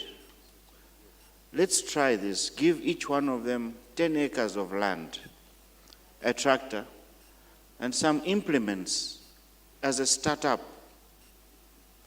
Let them start practicing what they've just learned. It's fresh in their mind. Let them demonstrate that on the field. By giving them that opportunity, they will create employment. They'll employ their colleagues, their friends, but also remember to provide a market for their produce, bearing in mind that the best is to add value from what we produce. If you give them to grow tomatoes, it takes a small machine now to make juice, to make tomato puree, to make tomato sauce. If they're growing nuts, give them, it's a small machine now, they can make peanut butter. That's value adding. Let them package that, sell them locally. Eventually they'll get international markets. That's what we need to start doing. We have been talking and talking and talking. Our youth are frustrated. They have nothing to do. They are leaving our countries, going to look for peace and greener pastures somewhere, and they're meeting different problems, a lot of problems. We have to start empowering the youth right from the school, right from the college. We can talk and talk. It is a story that I love to talk about as someone who's been active in my youth. Not that I'm old now, but I was at 24, the youngest football association president in the world. So I've been there, I know, and I always will support youth programs because the youth have the potential and the youth can change how we manage things now. Let me also, lastly, Chair, take this opportunity to talk to my fellow politicians. It is us sometimes that we mislead the youth. We send the youth, we engage them in political violence, we send them as our frontline soldiers to achieve or gain our mileage. Let us stop that. Let us use our youth in things that will empower their lives, change their lives, and also assist in growing our economies. I am confident that the spirit of collaboration we have seen here in this conference will translate into tangible outcomes in our respective parliaments. And as we conclude this session, let us remember that Africa youth are not just waiting for a distant future. They are here, and they are counting on us to act before they are frustrated. Let's consider their future as now. That way, I think we'll do more for them. Thank you all for your attention. Thank you very much to Mover, Honorable. Thank you very much to our Mover, Honorable Boss, and our Seconder, Honorable Suleiman, for those compelling presentations today. Honorable speakers, honorable members, the future of Africa will not be built for young people. I think it is very clear that it should not be built for young people, but it should be built, and we must ensure that it's built by young people themselves. We commend the efforts being taken by the various parliaments for the inclusion of young people in the corridors of lawmaking.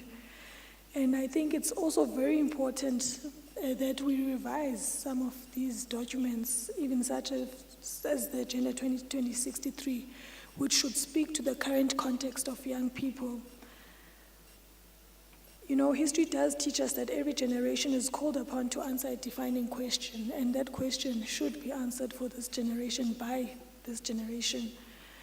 And I think every parliament and provincial legislature should host a youth parliament and call young people across all sectors, and I mean all sectors, even those that are not organized, like in terms of formal sectors, to cement their solutions with the current young MPs of those parliaments.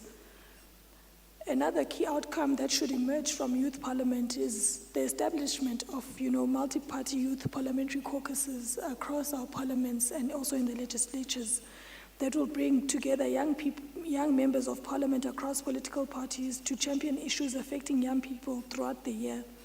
And I think such a caucus would ensure that youth development remains a standing priority on Parliament's agenda rather than being a matter being discussed on commemorative events. Importantly, it would provide a structured mechanism to monitor, track, and advocate for the implementation of the resolutions which were adopted by the Youth Parliament, which had young people who are not necessarily members of Parliament, but young people across sectors. That caucus would be there to monitor and track and advocate for the implementation of those resolutions. And through regular engagement with portfolio committees, the caucus would ensure that commitments made to young people are translated into concrete policy interventions and that budget allocations and oversight actions. In this way, Youth Parliament would evolve from a platform for dialogue into a vehicle for accountability and measurable outcomes and a sustained youth influence in decision-making processes. So I think it's very important for all our parliaments to have such a platform, and in that way it will be a practical solution in terms of measuring outcomes being made by Parliament for young people. By 2030, young Africans are expected to represent 42% of the global youth population. We should ask ourselves, what did you do with the greatest concentration of youthful talent, energy, and potential that the world has ever seen?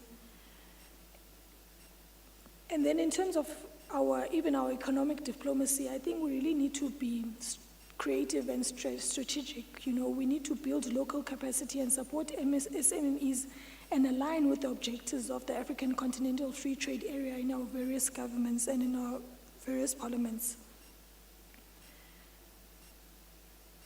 So it's important to ensure that our parliaments do open for these opportunities to be created, because at the end of the day, history will judge us. Let us therefore leave this session with a shared commitment to action in our various parliaments, and let us commit ourselves to building parliaments that are responsive to young people, accountable to young people, and accessible for young people. When young people are given opportunities, societies prosper in various ways than we can imagine. And as we conclude this important discussion, I'm reminded of a simple truth that even Honorable Suleiman mentioned, that the future we speak about so often is already knocking at the door. It's already here. And we need to secure that future, even for those who are going to come even after us. Throughout our deliberations, we have recognized that young people are not a challenge to be managed, but a resource to be empowered. We have acknowledged that sustainable development cannot be achieved without meaningful youth participation and quality education and decent work opportunities. For parliaments, this means moving beyond declarations and ensuring tangible outcomes. It means strengthening oversight over youth development programs, advocating for adequate budget allocations, and promoting legislation that expands opportunities and creating spaces where young voices influence national and continental priorities. As we reflect on the future of our continent, let us remember that Africa's greatest natural resource is not found beneath the ground. It is found in creativity, resilience, energy, and the aspirations of young people. This session was about our actions we commit ourselves to taking when we return to our respective parliaments. And we must remember the quick questions I even spoke about when we started. Are our budgets speaking to the priorities of young people? Are our laws creating opportunities, or are they creating barriers? Our oversight mechanisms ensuring that youth programs deliver measurable results? And are young people shaping policy or are they just in the sidelines observing? So we really need to honestly and genuinely answer these questions in our parliaments and ensure that they do ensure tangible results for young people from the ground across society. With that being said, I thank you all for your valuable contributions and wish you fruitful engagements during the remainder of the conference. Thank you very much.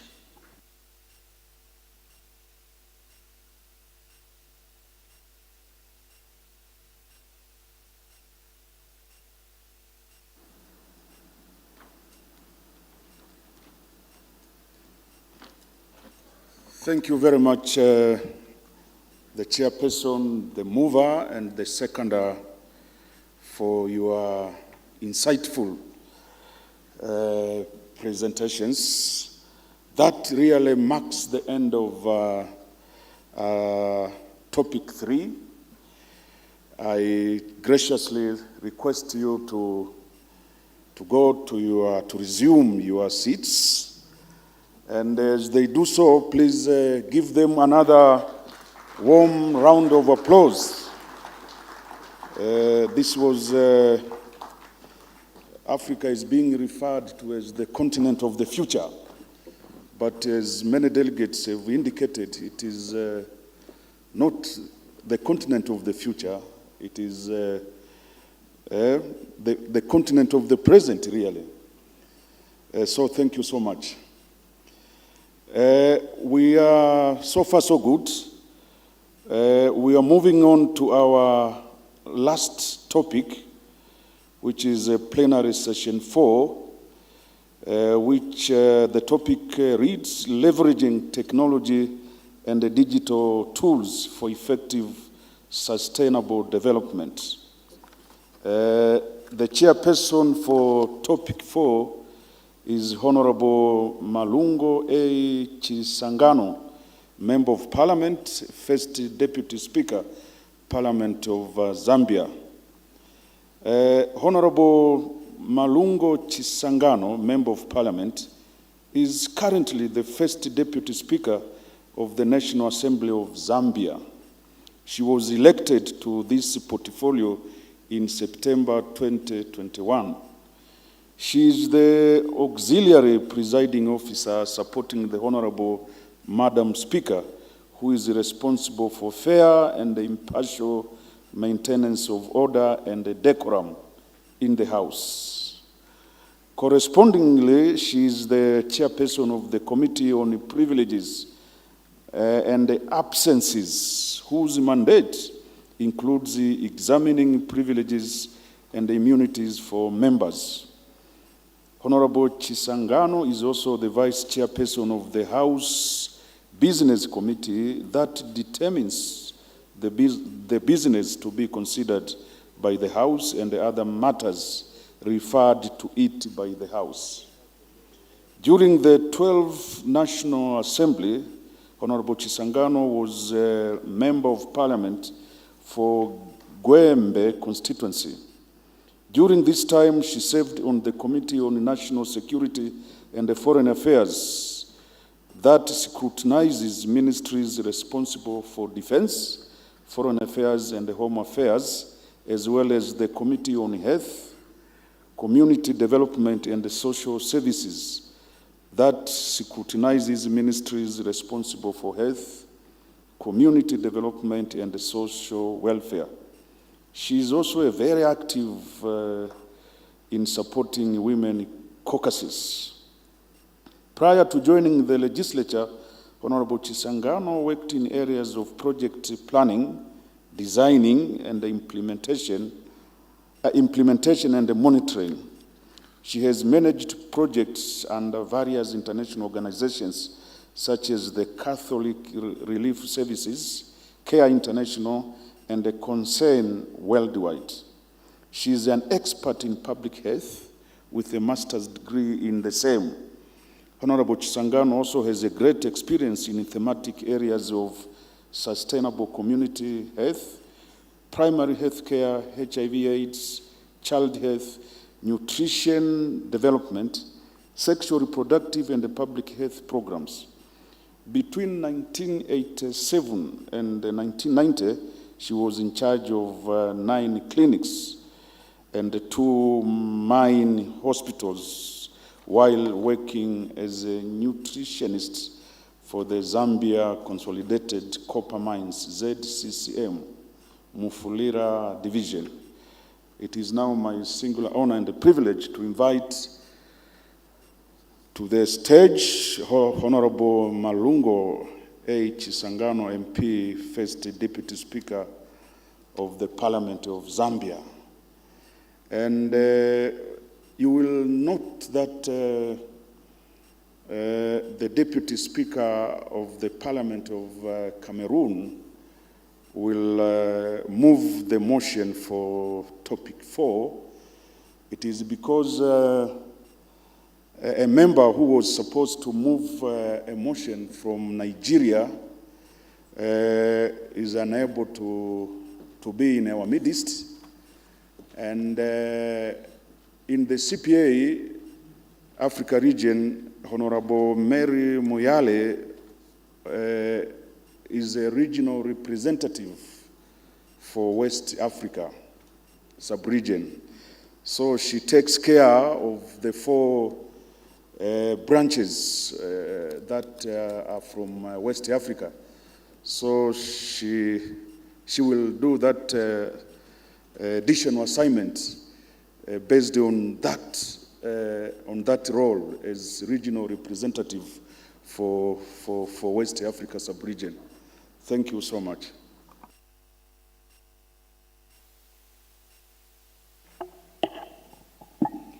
Thank you so much. Honorable speakers, deputy speakers, distinguished delegates, ladies and gentlemen, good morning. It's afternoon, sorry. It is my distinct honor and privilege to chair this plenary session on the important and timely topic, leveraging technology and digital tools for effective sustainable development. Today's discussion comes at a time when technology and digital innovation have become defining forces of our era. They are no longer optional instruments of development, but essential enablers of sustainable economic growth, social inclusion, improved governance, and environmental stewardship.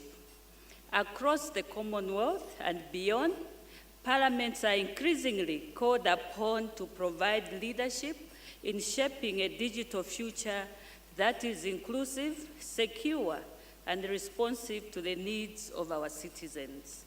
As institutions entrusted with legislation, representation, and oversight, we have a responsibility not only to respond to technological change, but also to proactively create the enabling environment for innovation to flourish while safeguarding democratic values. From strengthening public service delivery and expanding citizen participation to advancing environmental sustainability and promoting accountability, digital transformation presents unprecedented opportunities. At the same time, it also demands that we address challenges such as digital divide, cybersecurity risks, and unequal access to digital infrastructure.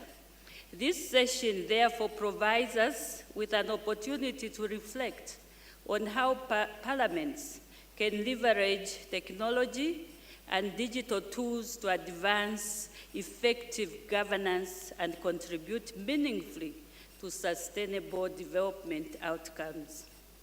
At this juncture, allow me to invite Honorable Philippus Wido Katumelo, the Deputy Speaker of the National Assembly of the Republic of Namibia, to join me at the high table and to move the motion. Before he comes, I'll give a biography. Honorable Philippus Wido Katumelo currently serves as the Deputy Speaker of the 8th National Assembly of the Republic of Namibia. He is also a member of the 7th Pan-African Parliament, where he serves as chairperson of the Permanent Committee on Cooperation, International Relations, and Conflict Resolution. Honorable Katumelo has extensive parliamentary and governance experience spanning over a decade. He previously served in the 7th National Assembly of Namibia from 2020 to 2025, during which he chaired the Parliamentary Standing Committee on Budget and Finance. Prior to this, he served as a member of the National Council of Namibia from 2010 to 2020, contributing to legislative oversight, governance, and national development processes. Before entering active politics, Honorable Katamelo held the position of Operations Manager at Telkom Namibia, where he gained significant experience in management, operations, and institutional administration. Academically, Honorable Katamelo studied electrical engineering at the Cape Peninsula University of Technology in South Africa. He further obtained a postgraduate diploma and a Master of Business Administration from the University of Namibia. And in addition, he completed a management development program at Stellenbosch University.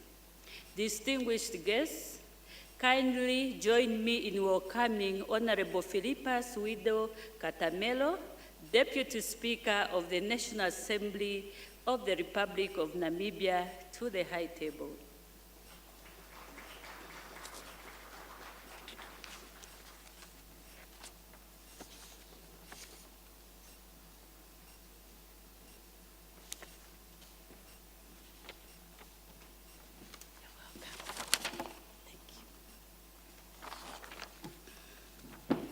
Thank you.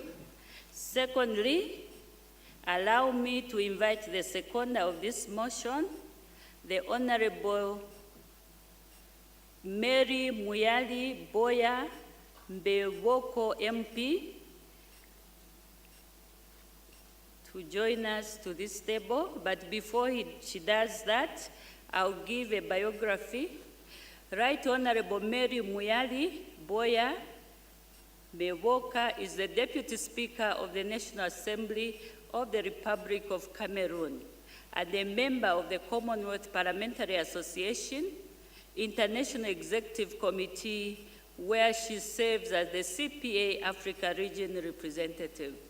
She has represented the Nadian constituency in the National Assembly since 2007 and currently heads Cameroon's delegation to the CPA.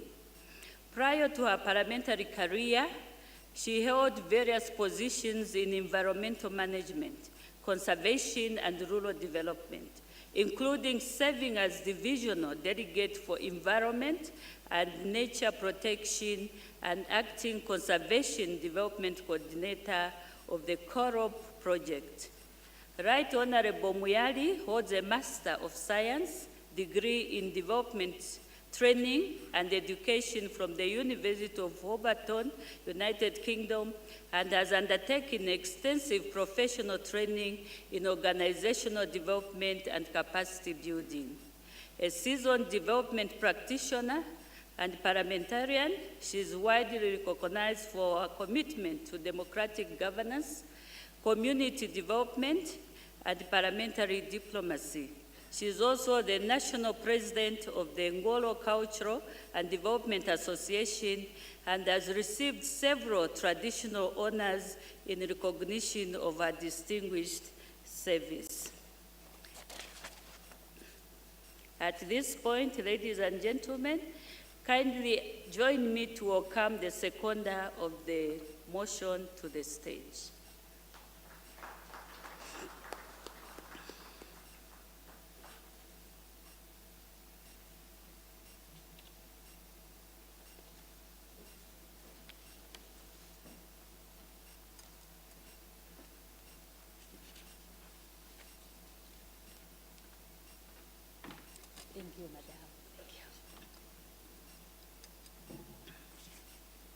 without wasting much of our time, we'll go straight to invite the mover of the motion, Honorable Philippus Widow Katamelo, to move the motion.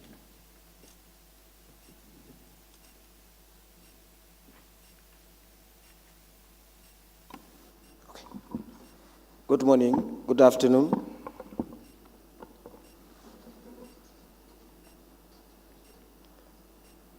Good afternoon.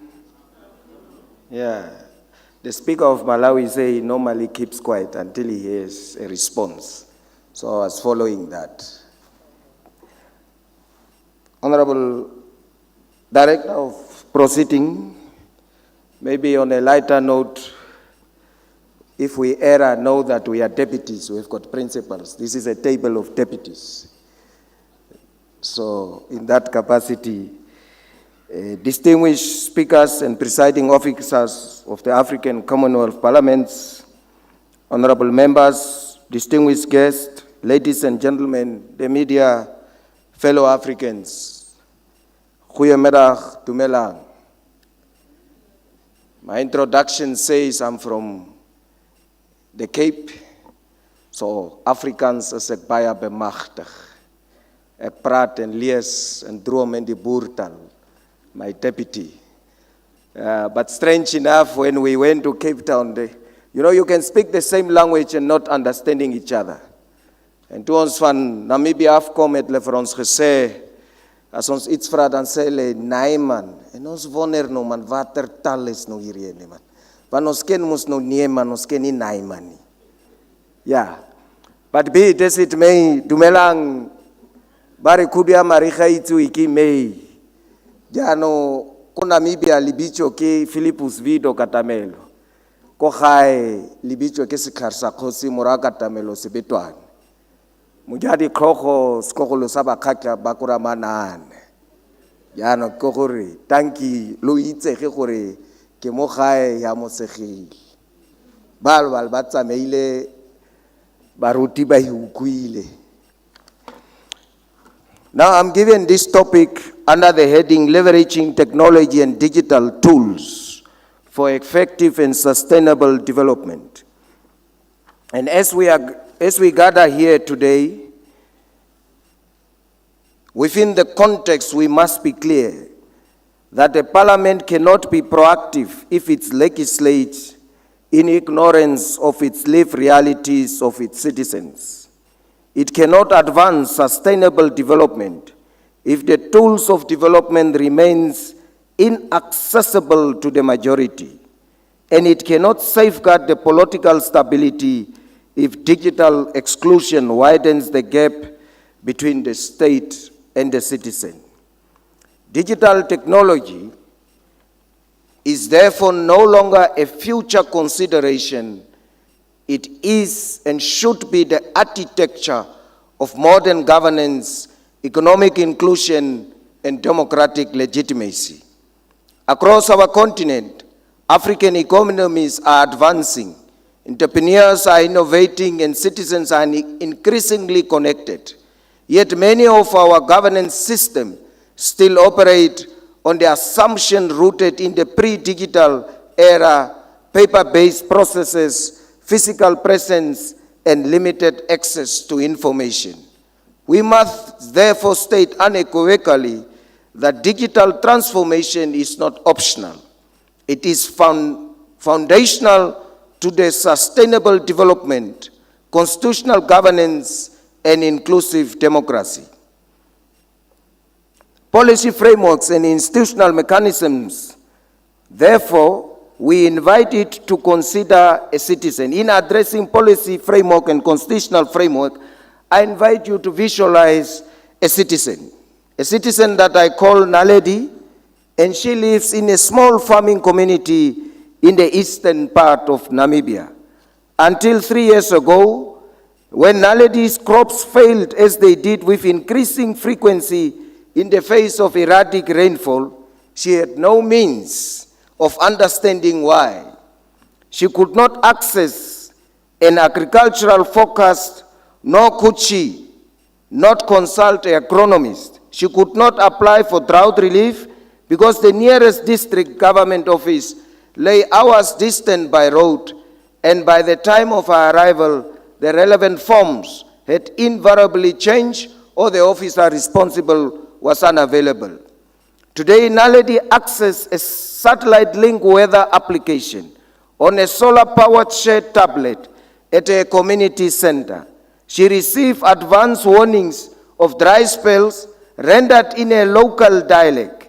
She has submitted 2 government grant applications via mobile telephone without once leaving her village. Her agricultural yield has increased by approximately 40% in 2 seasons.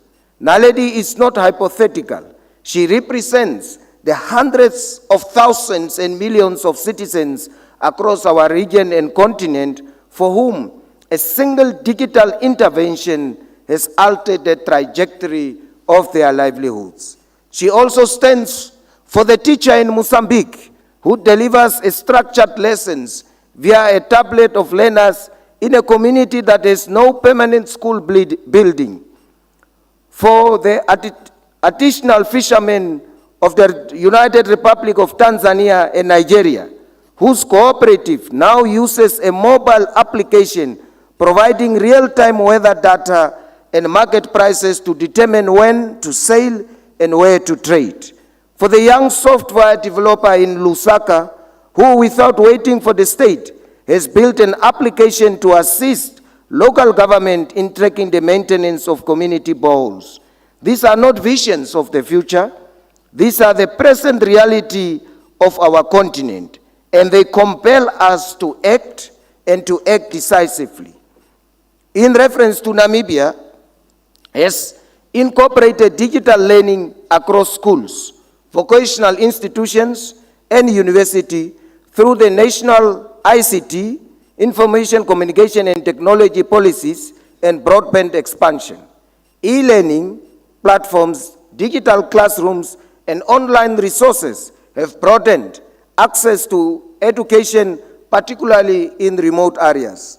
Institutions like the University of Namibia, NAST, the Namibia University of Science and Technology, continue to expand online learning, digital libraries, and a blended education models to strengthen inclusion and access to knowledge. As for the healthcare, Namibia has introduced an electronic patient management system, telemachine services, and digital health information platforms that improve efficiency and access to care, particularly in rural and unserviced areas. Telehealth services now allow patients to consult specialists remotely, reducing travel costs and improving health outcomes. In February of this year, the Ministry of Health and Social Services launched the Namibia National Digital Health Policy of 2026 to 2036, establishing a comprehensive framework for a digitally enabled health system. The policy promotes electronic health records, telemachine expansion, interoperability of systems, and the integration of emerging technologies to improve healthcare service delivery nationwide. In a country where drought is a recurring reality, digital technologies are becoming essential tools for resilience. Farmers are increasingly supported by satellite-based weather forecasting, promoting sensing tools, and digital advisory services. This system improves decision-making in crop management, soil monitoring, and water usage. Smart irrigation systems, drone-assisted monitoring, and climate information services are helping farmers transition from reactive drought response to proactive agricultural planning, strengthening national and food security. One of the most African significant development challenges which is faced by Namibia and Africa is youth unemployment. And one of the most greatest opportunities lies in digital economy. Through innovation hubs, coding programs, digital literacy initiative, and entrepreneurship incubators of our own and the continent should be able to equip young people with skills that are relevant for the global digital economy. Improved broadband access enables the youth to participate in e-commerce, software development, digital content creation, remote work, and online services. Digital platforms and app-based ecosystems are further expanding opportunities of flexible employment. Platforms such as Yango in our country, Uber here, and Maris demonstrate technology-enabled mobility and services systems that create income-generating opportunities for young people through AI-enabled matching, digital payments, and platform-based entrepreneurship models. This development illustrates how the digital economy is transforming youth from job seekers into job creators. Namibia has also made significant progress in digital governance through e-governance platforms that improve service delivery, reduce bureaucracy, and enhance transparency. Citizens can increasingly access services electronically, strengthen accountability and efficiency in public administration. These reforms are laying the foundation for a modern, responsive, and a citizen-centered state. Across Africa, our continent, digital technologies are already delivering measurable impacts in the form of mobile financial services that are expanding financial inclusion, satellite and geospatial tools that improve climate and disaster response, digital identity systems enabling access to service and rights, artificial intelligence AI supporting agriculture, health diagnostic and public administration, drone logistics improving healthcare delivery in remote areas, e-government platforms that reduce inefficiency and corruption, and educational technologies expanding access to learning. These examples confirm a central principle. Digital transformation is already happening in Africa, by Africa, for Africans. It is therefore in the quest of digital age that technology must transform the legislature itself. In Namibia, live broadcasting of the parliamentary proceedings, just like in many other African countries, and digital petitioning systems has improved transparency and citizen participation. Parliaments now have got 4 core responsibilities, but are not limited to this only, which are legislative foresight that should regulate AI, data protection, cybersecurity and digital identity, digital inclusion that ensuring broadband access, literacy and equitable participation, institutional transformation, adopting digital parliamentary systems, AI research tools and remote participation, and dedicated oversight capacity that establishing committees on digital transformation and emerging technologies. These are not optional reforms, but they are institutional necessities. We must therefore act within the good of this. There are also risks, and we must therefore also acknowledge the risk. Digital systems can include as well as exclude. Algorithmic bias can reinforce inequality. Surveillance technologies can be misused. Disinformation, misinformation, malinformation can destabilize democratic institutions. Technology is also not neutral. It reflects the values of those who design and govern it. That's why Elon Musk wants every satellite to control data.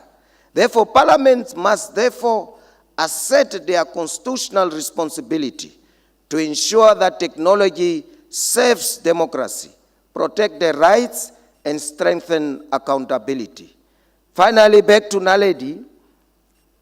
Naledi does not need to know the name of the representative in parliament, but she needs to know that her life has changed because government has become more accessible, that it is through measure of digital transformation.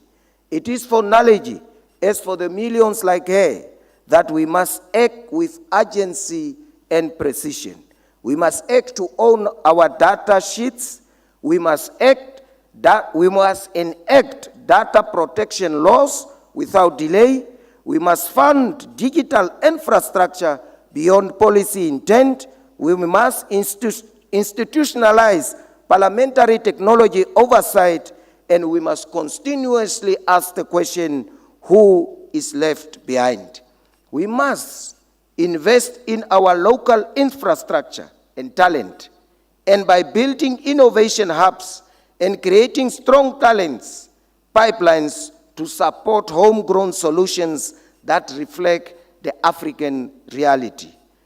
It is therefore my honor on behalf of the Parliament of Namibia and the people of the Republic of Namibia that I commend and subject this topic for full deliberation of this distinguished conference, and I so move accordingly. Kaise takira kankan, asante sande kyaleboha, enkosi kakulu. Paya tanki. Thank you so much, Honorable Philippas Wido Katamelo, for the insightful and well-articulated presentation. It was very comprehensive, and we all agree that digital transformation is happening. It's indeed helping our people, even in rural areas, especially when you talk about agriculture, healthcare, education, and so forth. So thank you so much. We now move to the seconder of the motion, that is Honorable Mary Boya Meboko, to present or to second the motion. Thank you.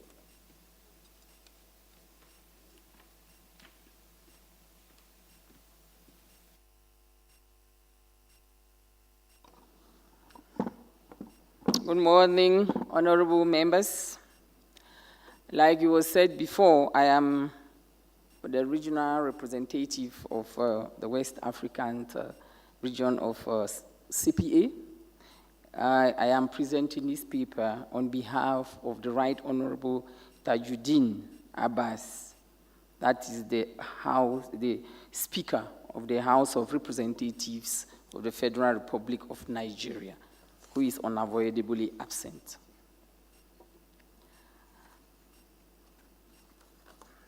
He has the paper, he has a table of content, and according to the content, he has an executive summary, introduction to the motion, to second, the parliamentary mandate in the digital age, diagnosis, limitation of the paper based on PFM, oversight, technology as an enabler, technology as an enabler of sustainable development, comparative Commonwealth experiences, the Nigerian journey, e-parliament and openness, role of speakers and presiding officers, risks, safeguards and public economy, recommendations, conclusions, and references. So I will go straight to the paper from the introduction.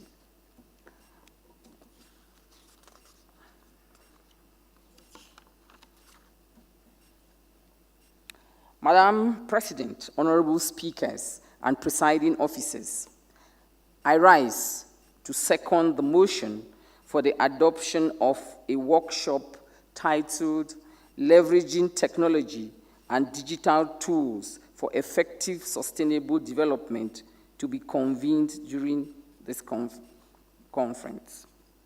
Parliaments across the Commonwealth bear the constitutional responsibility for appropriation, oversight, and ensuring that public resources translate into tangible development outcomes for citizens.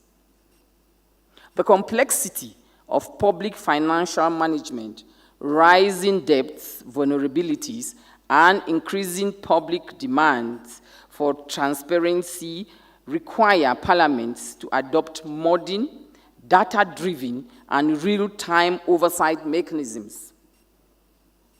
There is a growing concern that paper-based processes, information asymmetry, and delays in fiscal reporting continue to weaken legislative scrutiny and enable leakages in public expenditure. Digital tools such as integrated financial management information systems, that is IFMIs, e-procurement platforms, open budget portals, SDGs, tagging systems, and geotag projects monitoring have proven effective in enhancing transparency, accountability, and evidence-based decision-making in several jurisdictions.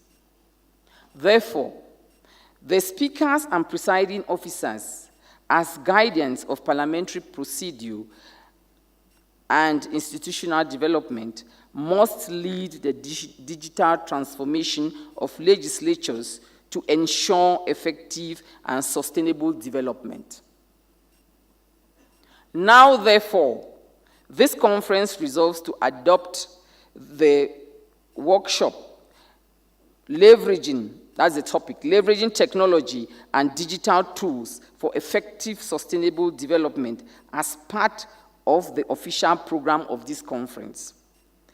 Encourage members, parliaments to share best practices and challenges on digital tools, parliamentary data platforms, and citizens' engagement technologies. Commit to promoting interparliamentary cooperation for capacity building of clerks, research, and ITC units to institutionalized technology-driven oversight. Urge Commonwealth parliaments to prioritize legislative and budgetary support for the digitalization of parliamentary processes and public finance systems as a cornerstone of sustainable development. The parliamentary mandate in the digital age. Parliament's power of the purse is not ceremonial. It is the legal authority to raise, allocation, and account for public money. That authority is only credible if parliaments can see where money goes and measure what it achieves. The digital age has changed two things. The first one is speed. Fiscal risks are now materialized in weeks, not years. Debt markets react instantly. Service delivery failures go viral in hours. The second thing is expectation. Citizens no longer accept annual audit reports as accountability. They expect real-time dashboards, open data, and feedback loops. The Commonwealth Parliamentary Association, CPA, recommended benchmark for democratic legislatures explicitly require that Parliament should have access to sufficient, timely, and reliable information to perform its oversight function. Technology is now the only practical way to meet that benchmark at scale. Diagnostic. Limitations of the paper-based PFM oversight. Evidence from public expenditure and financial accountability assessments across Commonwealth countries highlights 4 systemic weaknesses. You have the challenges and then you have the impacts. On the side of the challenge, you have information lag, the impact on Parliament. Audit reports arrive 12 to 24 months after expenditure. Scrutiny is post-mortem. The next challenge is data fragmentation. Budget procurement and project data sit on different MDAs, no single view. Low accessibility.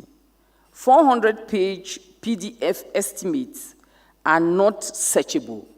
Committees rely on ministry briefings. The next challenge, you have weak feedback. No systematic tracking of House resolutions or audit recommendations. The result is isomorphic mimicry. Parliaments adopt the form of oversight without the function.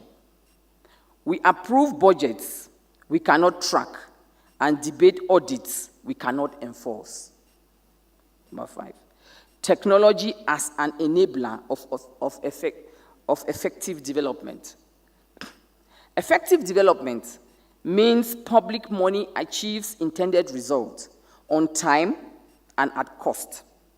Digital tools enable this in 3 ways. 1, real-time fiscal monitoring. IFMIS and Treasury Single Accounts, that's TSA, systems allow parliamentary budget offices to view releases, commitments, and cash balances daily. Ghana's GIFMIS and Kenya's IFMIS have reduced arrears and ghost projects by flagging deviations early. Number 2, transparent procurement. E-procurement platform publish tender notices, bid openings, and contract awards. Rwanda's Omusio system cut procurement lead times by 40% and increased SMEs' participation. Parliaments can now audit procurement patterns, not just individual contracts. 3, evidence-based scrutiny. Open budget portals and machine-readable data sets let committees run independent analysis. India's Union Budget Explorer and South Africa's Vulekamali allows MPs and CSOs to test executive claims against raw data. Technology as an enabler of sustainable development. Sustainable means development that endures institutionally, fiscally, and environmentally. Linking budgets to SDGs. Section 68 of the SADC model law of the PFM mandates an international commitment statement showing how the annual budget advances SDGs. Digital budget tagging tools automate this, allowing parliaments to track SDG 3 and SDG 4 spending across MDAs. Climate and debt sustainability. Digital debt recording systems like Commonwealth Meridian give parliaments live views of debt stock, maturity profiles, and fiscal risks. Climate budget tagging helps legislature verify green commitments. Institutional memory. E-Hansard, digital committees, archives, and AI-assisted search ensure that oversight knowledge does not retire with staff. Sustainability is not only fiscal, it is institutional. Comparative Commonwealth experiences. We have country, tools, and parliamentary impact. We have Kenya, IFMIS plus Parliamentary Budget Office dashboard. You have the impact. PBO's issues monthly budget implementation brief to committees. You have South Africa. Vulekamali open budget portals. Public plus MPs track spending by program and province. Canada. Parliamentary Budget Office info base. Interactive data on federal spending searchable by MPs. Uganda. Budget information website plus CSO partnership. Sector committees holds pre-budget hearings with live data. Common lessons.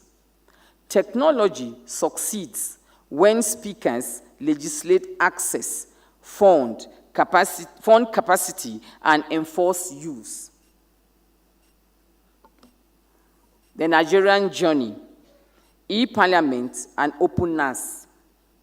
Nigeria's 10th House of Representatives have prioritized digital transformation under legislative agenda. 1. E-Parliament Initiative. We have digitalized vote and proceedings, order papers, and handset. The chamber now runs on an electronic voting and document management systems, reducing paper use and improving record integrity. Open NAS portal. The portal publishes bills, motions, and committee reports. Citizens can track the life cycle of legislation. This has increased public submission during public hearings. GIFIMS integration for oversight. Through MOUs with the Office of the Accountant General, the Public Accounts Committee and Appropriations Committee now receive read-only access on GIFMIS. This enables quarterly budgets performance review rather than waiting for 5-year end report. Or for a year-end report, sorry. Challenges. We still face bandwidth limits, cybersecurity risk, and capacity gaps among staff. Digitalization without training creates a new exclusion. Hence, Nigeria's support for this workshop to learn, to standardize, and to avoid reinventing the wheel. Role of speakers and presiding officers as digital champions. Technology projects fail when they are delegated downwards. They succeed when speakers do 4 things. Number 1, legislate access. Amend standing orders to grant committees and PBUs statutory access to IFIMS, e-procurement, and debt database. 2, budget for capacity. Ring-fenced funds for parliamentary ICT units, data analysis, and cybersecurity. 4, enforce use. Or 3, enforce use. Require that committee reports cite digital evidence, make dashboard reviews part of plenary procedures. 4, model transparency. Publish speakers' offices, budget and procurement online. Leadership by example, build trust. As the CPA notes, presiding officers are the custodian of the dignity and effectiveness of Parliament. In 2026, effectiveness is digital. Risk, safeguard, and the political economy of reform. You have the risk and the safeguards. The first risk, you have digital exclusion. Invest in training for MPs and staff. Maintain paper alternatives during transition. Second risk is cybersecurity. Adopt parliamentary cybersecurity protocols. Host sensitive data on sovereign cloud. Third risk is vendor lock-in. Use open standards and open source where feasibility. Ensure data ownership by Parliament. The next is political resistance. Frame digital tools as strengthening, not threatening. Executive delivery.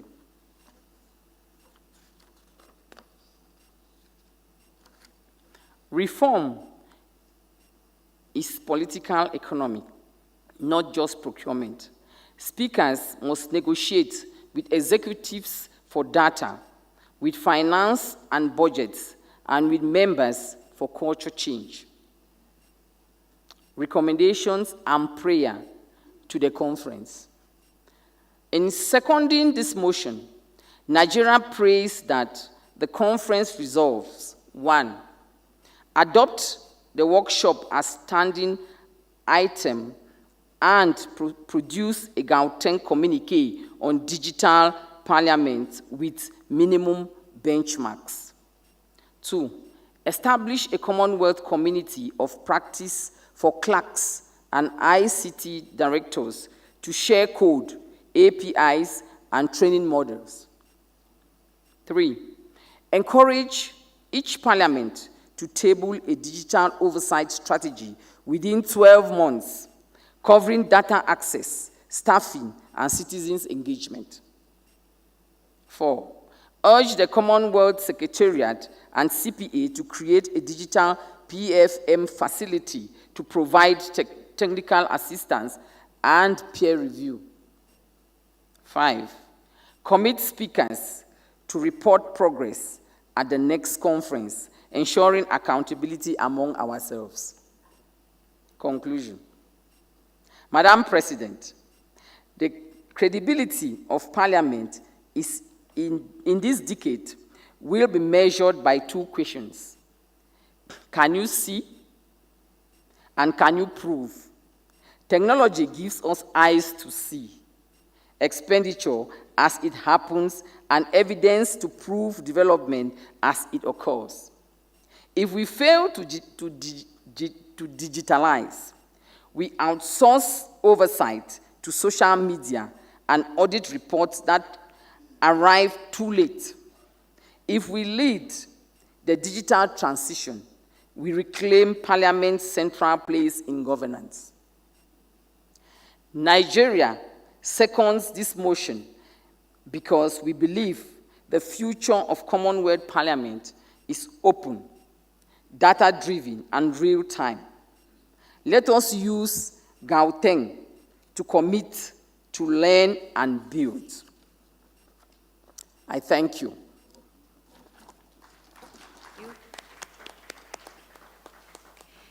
Thank you so much, Honorable Mary Boyer, for seconding the motion and for your valuable observations, including the recommendations that you stated. Honorable colleagues, we have all benefited from listening to both the mover and the seconder. I therefore have the pleasure of opening the floor for interventions. I invite delegates to share experiences, best practices, innovative strategies that can help in leveraging technology and digital tools for effective, sustainable development.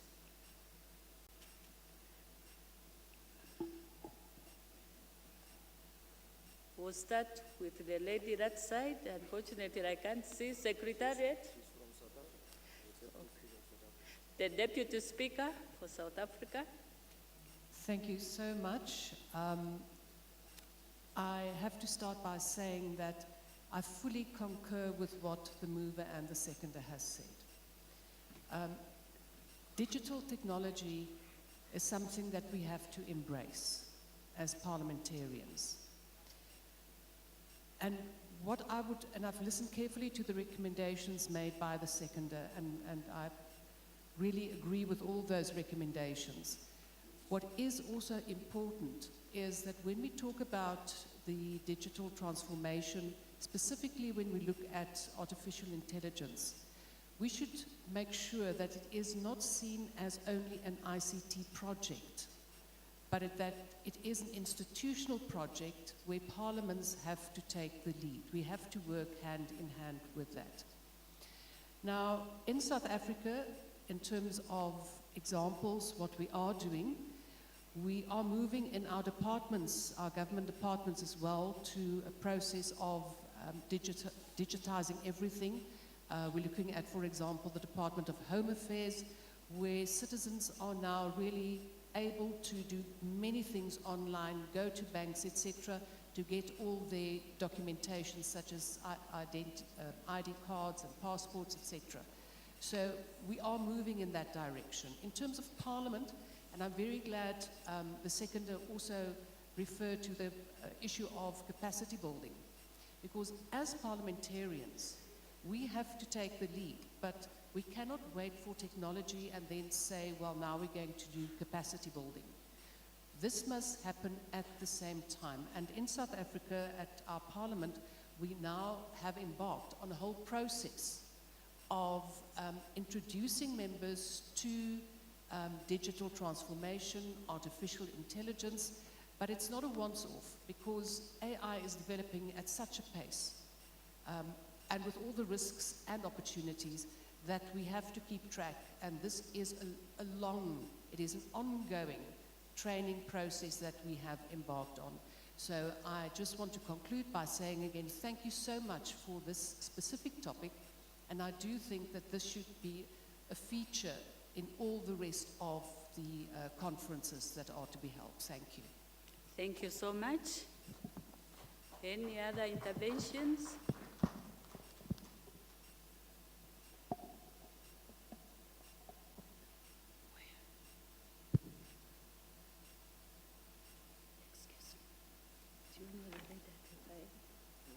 There's a hand at the far end.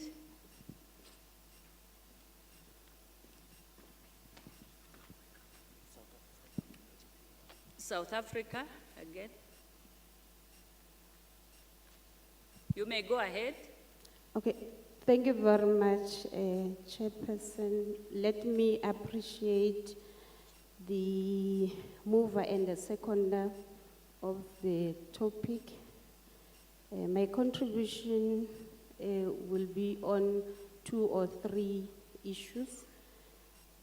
I think for us to be able to leverage technology and digitalize for effective and sustainable development, yes, it is possible, but we are faced, especially in South Africa, with about 2 barriers, which is the data cost and the load shedding in South Africa. But our Minister of Electricity is doing his best to make sure that we keep our lights on. I think those are the 2 issues that can hamper access to technology. But in South Africa, we also have Parliament TV, which is accessible without using data. And if we really want to push it, we really need to resolve to have a universal strategy that will allow our communities to have access of data and be able to watch the deliberations of Parliament when they are debating on laws and the budget that is affecting them.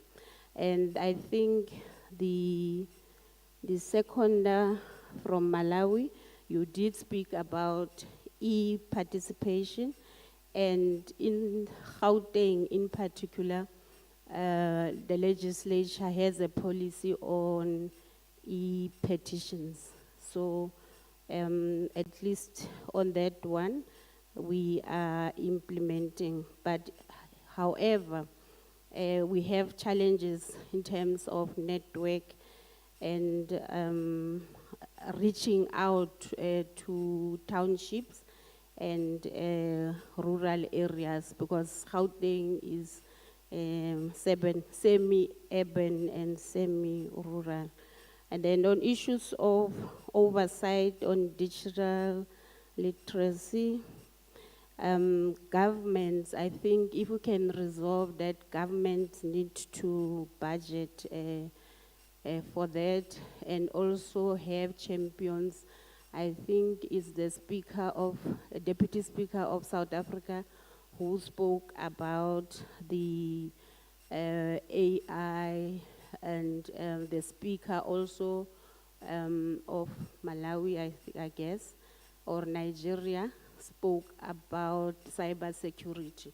So if you can be able to also come up with laws and policies that will bind us all as governments to make sure that we really prepare and have an intervention around cybersecurity. Thank you very much for the opportunity. Thank you. Any more interventions?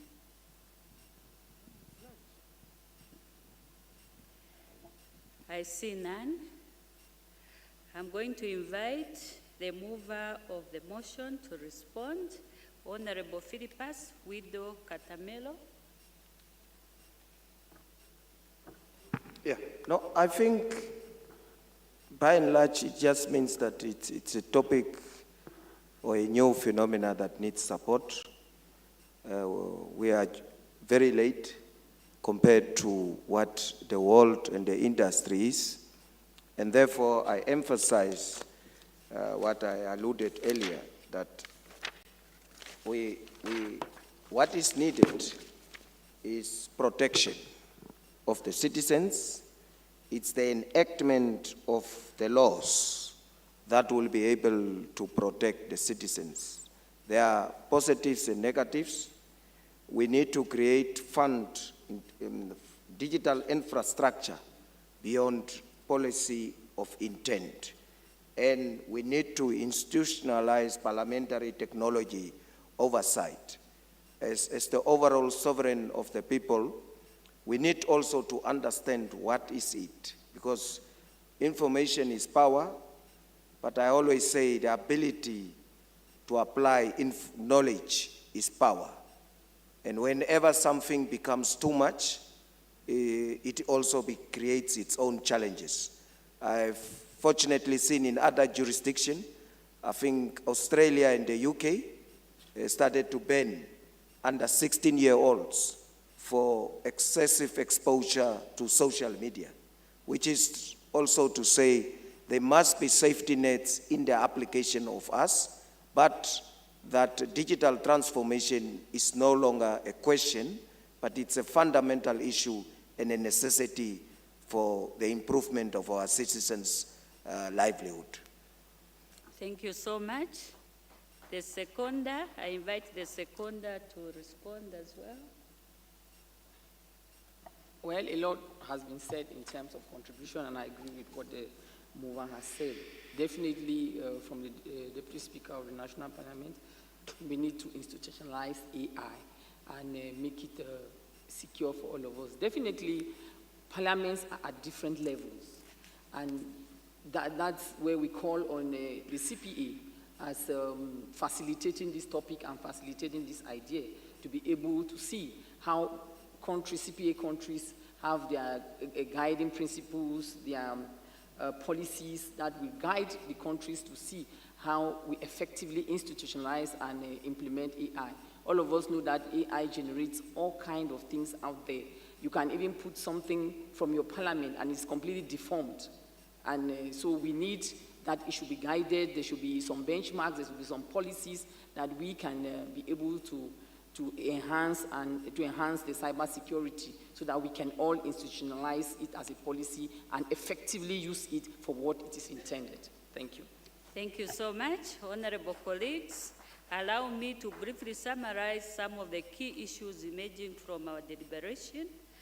Several important themes have been highlighted, including legislative and policy frameworks that support digital transformation, parliamentary oversight of technology and digital governance initiatives, measures to promote digital inclusion and bridge the digital divide, strengthening cybersecurity and data governance, the use of digital platforms to enhance parliamentary openness, citizen engagement and accountability, and innovative practices that advance environmental sustainability, and of course to include AI as well. In Zambia, for example, Parliament had done the following: One, enacting enabling laws. Parliament has passed legislation that supports digital transformation, cybersecurity, environmental protection, and sustainable development. Then providing oversight through committees. Parliament monitors government programs on ICT, digital governance, and climate action to ensure effective implementation. Third, enhance citizen participation. Parliament uses debate, stakeholder engagement, and digital platforms to promote public participation and address emerging technological issues. And then approving strategy investments, Parliament allocates resources towards digital infrastructure, innovation, and sectors that support sustainable development. And modernizing parliamentary operations, the National Assembly has adopted digital tools such as My e-Parliament platform, social media engagement, and green technologies to improve efficiency and accessibility. Honorable colleagues, as we conclude the important session, allow me to express my sincere appreciation for the rich insights, innovative proposals, and diverse perspectives shared during our deliberations that have reaffirmed that leveraging technology is an imperative for Africa's sustainable development. I thank you all for your valuable contributions and active participation. May God bless you. Thank you.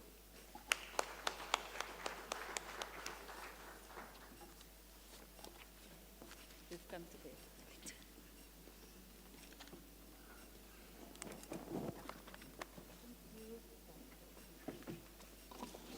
Thank you very much, the panel, for having ably steered the Assembly into our fourth and indeed last topic for today. Another round of applause.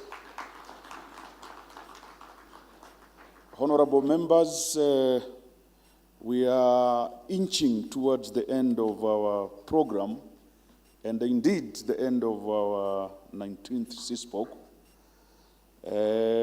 We are breaking for lunch, and we propose that we resume at 2:30 this very afternoon. We are convinced that that 1.5 hours will allow the resolution committee, in addition to lunch, the resolution committee will also have ample time to look at the draft resolutions, because when we resume, we will have the resolutions presented before we move on to the closing ceremony that will take place immediately thereafter. So I thank you so much. I wish you the very best, and bon appetit. Asanteni sana.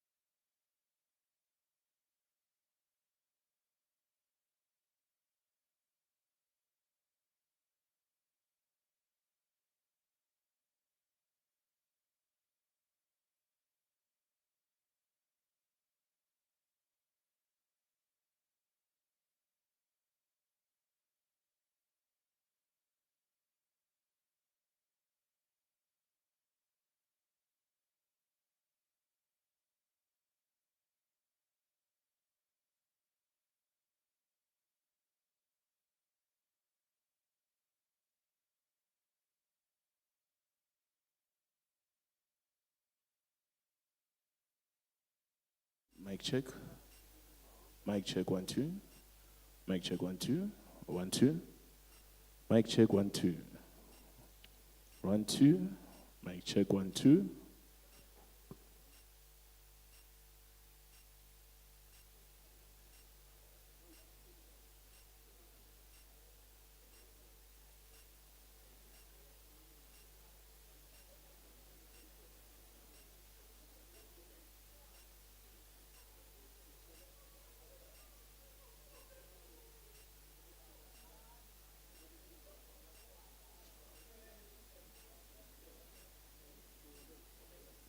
Mic check 1 2. 1 2. Mic check 1 2. 1 2. Mic check 1 2. 1 2. 1 2.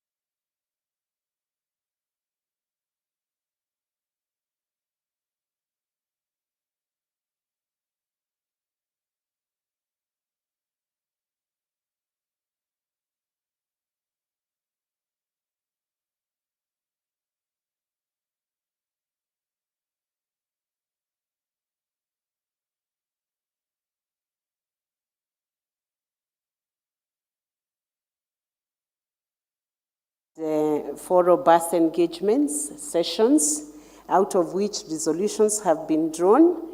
And it's my very humble duty and honor to invite the chair of the resolution committee, Honorable Lucas Sinimbo Muha, Member of Parliament, and Chairperson, National Council of Namibia.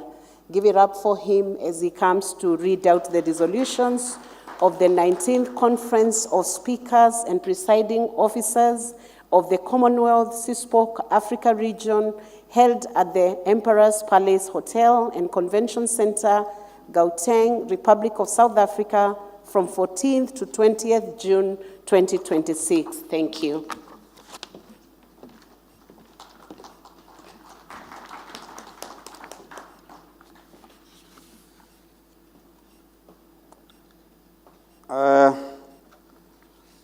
By profession, I'm a teacher. If you do not smile, I will not continue.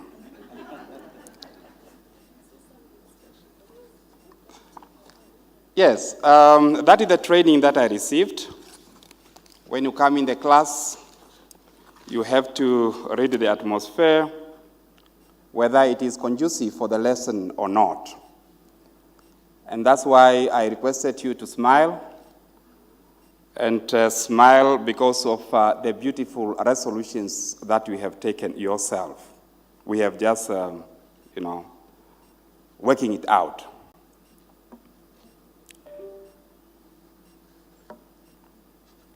Honorable speakers and presiding officers, our host, the National Parliament, South Africa, Provisional Legislature, Gauteng, well represented in front here, our support staff that are present here, good afternoon.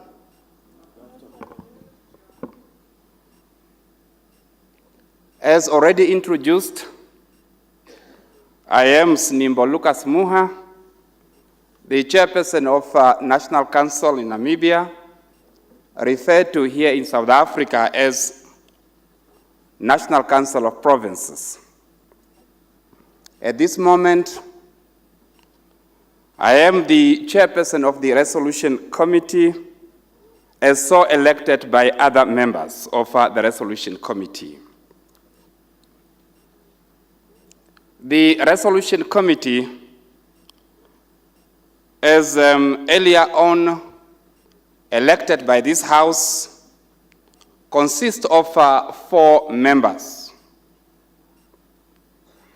Honorable members, please join me as I acknowledge and introduce the following members of the Resolution Committee. I would like, as I introduce them, for them to rise, just for you to see them and also take note. The Speaker of the Parliament of Botswana,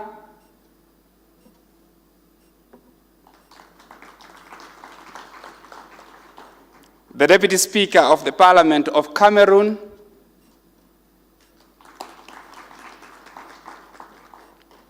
a member of Parliament of Uganda who is for now standing in for the Speaker of that respective Parliament,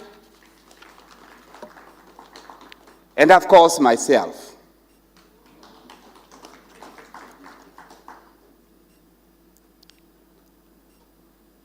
I am now going to present to you the draft resolutions for the 19th Conference of Speakers and Presiding Officers for your input and, of course, leading to the adoption.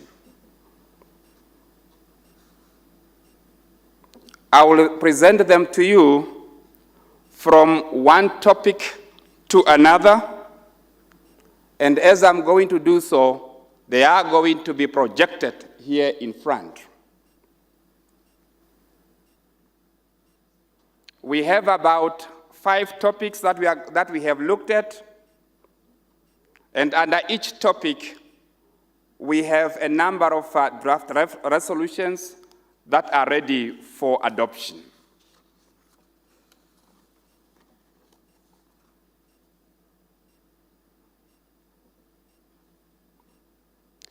The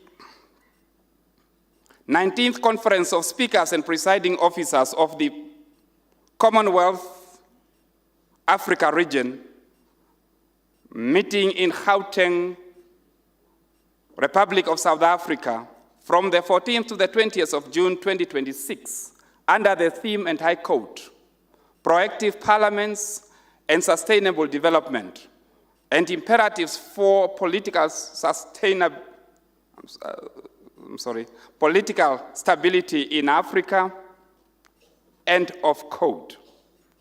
And having deliberated on the matters related to strengthening democratic governance, parliamentary leadership, youth empowerment, and technological transformations in Africa, hereby resolve as follows. The preamble, recalling the principles of democracy, good governance, accountability, transparency, and respect for the rule of law as exposed to the Commonwealth Charter and other relevant regional and international instruments.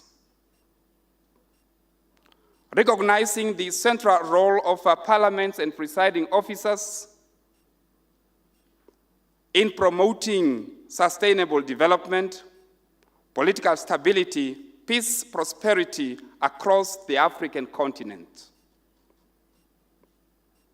Acknowledging that public confidence in democratic institutions remain fundamentals to the legitimacy and effectiveness of parliamentary systems. Concerned by emerging challenges, including declining public trust, youth unemployment, digital inequalities, misinformations, and the need for innovative approach to parliamentary leadership.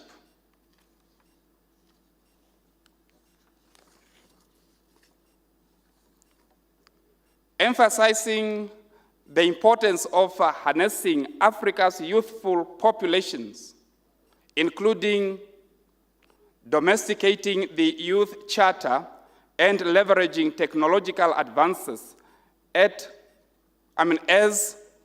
catalysts for inclusive and sustainable development. Taking cognizance of the Agenda 2063, the strategic master plan for transforming Africa into a global powerhouse and promoting political unity, free movements of people, and seamless infrastructure connectivities. Commending the Parliament of the Republic of South Africa and the Gauteng Provisional Legislature for successfully hosting the 19th CSPOC Africa Region Conference and for their warm hospitalities and excellent arrangements throughout the conference.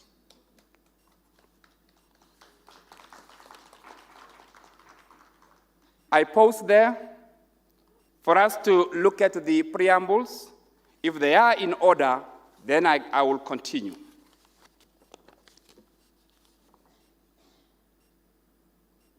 I see a hand from Lesotho.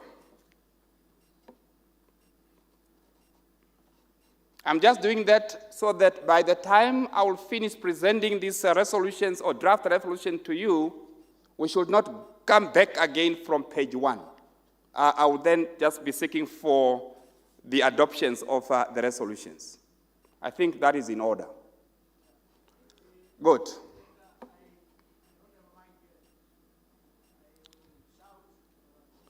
Very close to you, I see a mic. Your neighbor from Namibia has one. Okay. In the meantime, can you go back? Can you go back?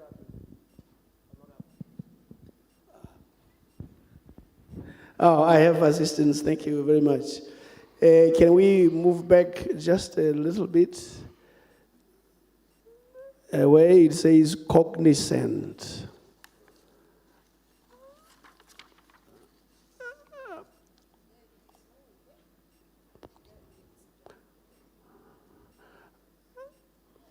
I think it is later than that. Can we move down, please? Where it says cognizant. That should be on page 2. Second paragraph there. Yes, taking cognizant. That is not right. If it can be corrected, please. Thank you.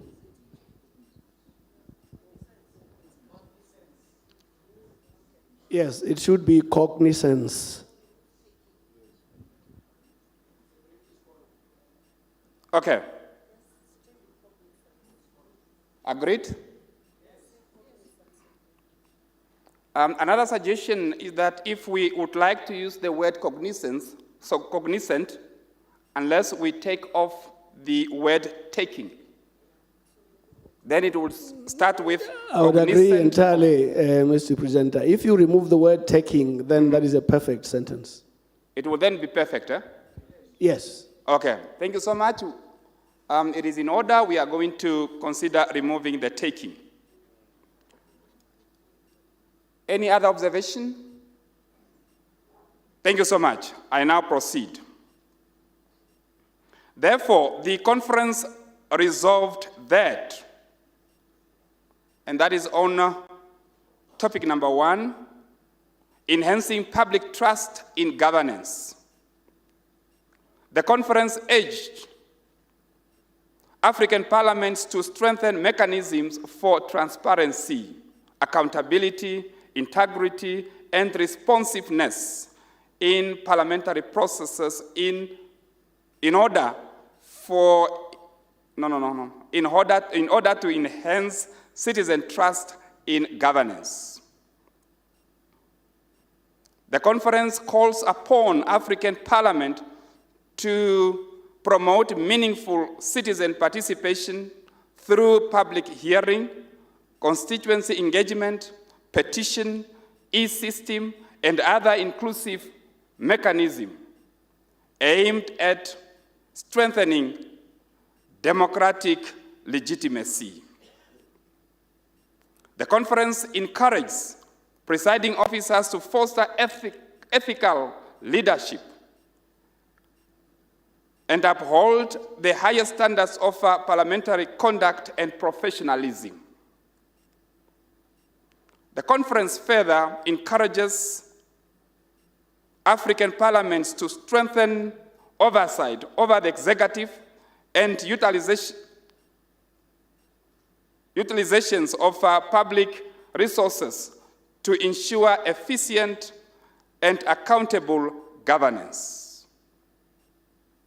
It calls for enhanced communication strategy and public outreach programs to improve public understandings of parliamentary functions and activities. Again, I pause there for observations and contributions.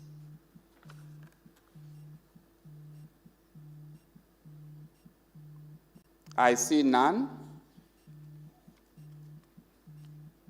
All in order? Thank you so much. We are going ahead, and I like it when I see no hand. On the reforming parliamentary leadership and strengthening institutional capacity. The conference emphasizes the need for innovative and responsive parliamentary leadership capable of addressing contemporary socio-economic and governance challenges facing Africa. It encourages African parliaments to modernize their rules, procedures, and institutional framework to improve efficiency, effectiveness, and responsiveness. It calls for parliaments to increase investment in capacity building programs for speakers, presiding officers, and members of parliament, and of course, the parliamentary staff, including advanced research capacity to strengthen institutional performances. It urged greater cooperations, knowledge sharings, and exchange of best practices among African legislatures and Commonwealth parliamentary institutions. The conference encourages African legislature to mainstream sustainable development considerations into legislation, budgeting, and oversight functions to accelerate the implementations of the Sustainable Development Goal and Agenda 2063. Under that topic, last one is to calls upon government and development partners to provide adequate resources necessary for parliaments to effectively discharge their constitutional mandate. Again, I pause there for further observations.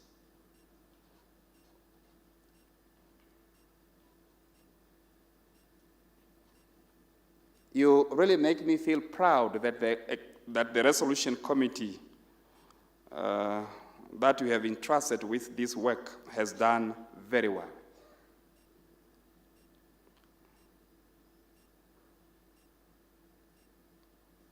Thank you so much. In order? Good. We go ahead.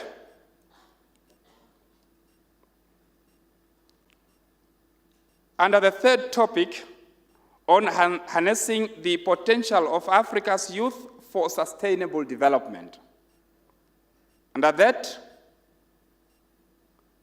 the conference recognizes that Africa's youthful population represents the strategic asset and key drivers of the economic growth, innovations, and sustainable development. It calls upon legislatures to enact and strengthen legislations and policies that promote youth empowerment and educational curriculum that is both theoretical and practical oriented, skills development, innovations, and entrepreneurship.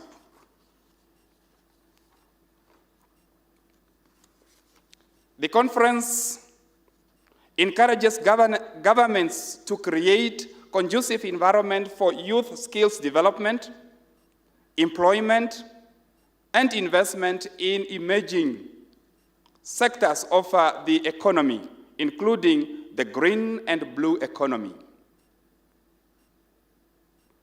It urges African parliaments to enhance the participations and representations of youth people in democratic and decision-making processes. It further encourages the establishment and strengthening of youth parliament and other platforms aimed at fostering active citizens and leadership among youth people. It calls for target interventions to address inequalities affecting youth, women, and vulnerable groups to ensure that no one is left behind in the development processes.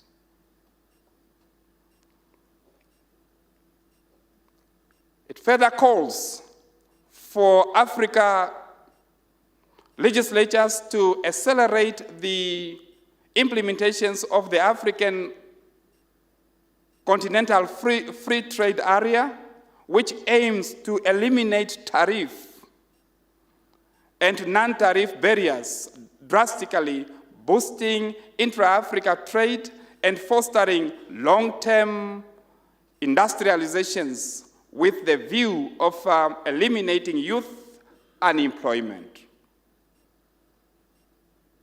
Let me break there a little bit. Again, for your input. Mr. Moderator, can we go to number 1, please? Okay, let's get back to number 1. Number 1, and harnessing the potential of Africa's youth for sustainable development.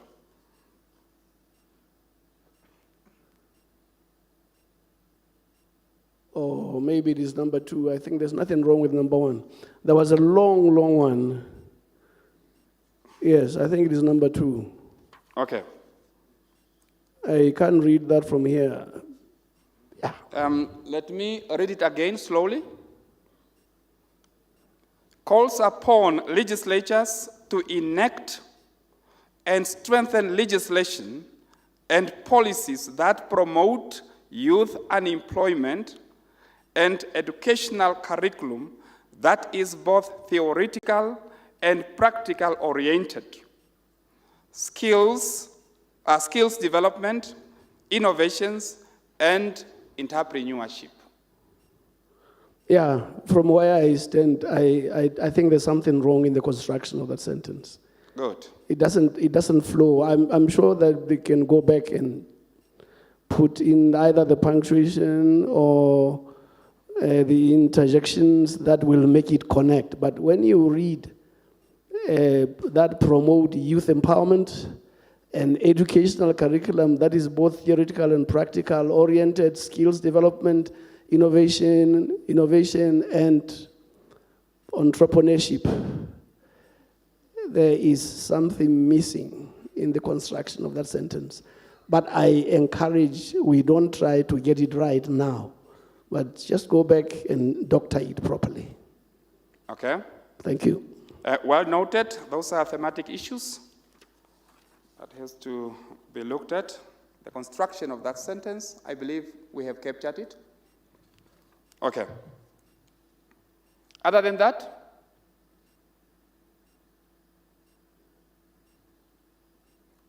Honorable Boyce, am I seeing your hand or you are just scratching? Huh? Okay. Thank you so much. We are now going to proceed. And I'm happy that we are moving very well on the leveraging technology and digital tools for sustainable development. The conference recognizes the transformative potentials of digital technology in improving parliamentary effectiveness and promoting sustainable development. It encourages African parliaments to accelerate digital transformations through the adoptions of the e-parliament systems, artificial intelligence, data-driven decision-making, and secure digital platforms.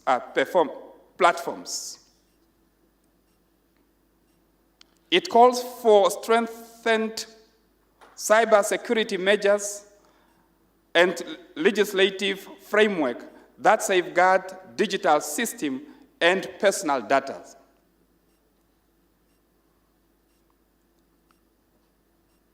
The conference urges government and stakeholders to bridge the digital divide and expand access to affordable information and communication technology, particularly in rural and underserved communities. The conference encourages African legislature to utilize technology and digital tools to encourage, to enhance citizen engagement, transparency, and access to parliamentary information. It further calls for regional cooperations in promoting digital innovation, technological capacity building, and responsible use of emerging technology. As usual, we'll just be stopping there. Again, for your input.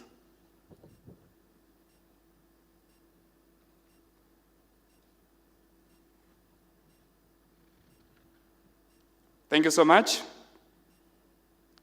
I see no hand, so I can proceed. Under strengthening regional cooperations,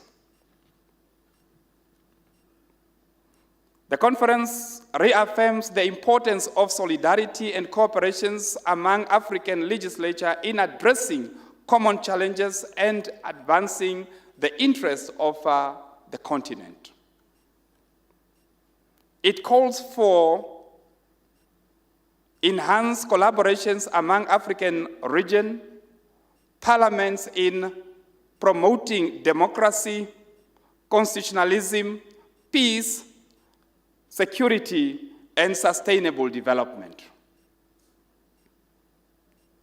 The conference encourages continued engagement with regional and international parliamentary organizations to foster mutual learning and strategic partnership. Before we get to the last paragraph, if we can look at those draft resolutions there.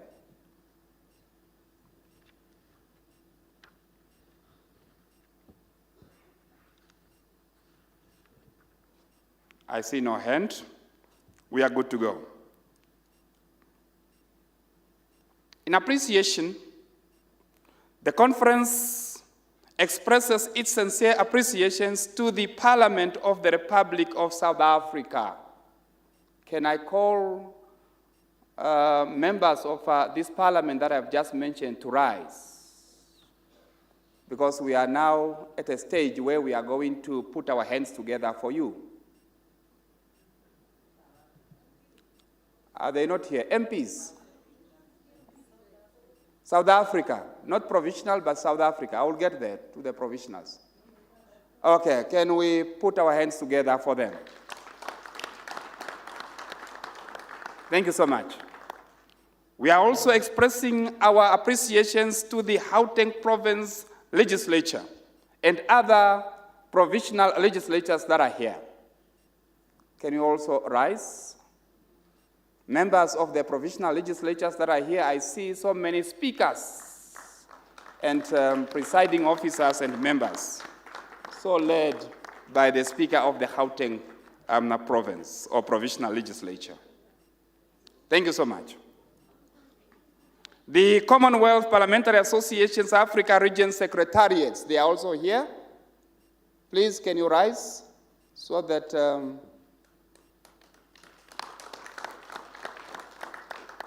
thank you. And all other stakeholders whose effort contributed to the successful executions of the 19th CSPOC Africa Region Conference, and to the warm hospitality extended to the delegates and participants.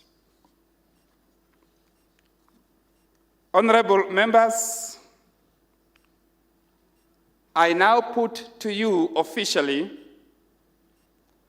the resolutions of the 19th Conference of Speakers and Presiding Officers of the Commonwealth Africa region, held here in Gauteng, in the Republic of South Africa, for a week that is to end today and tomorrow for adoption. What do? I want to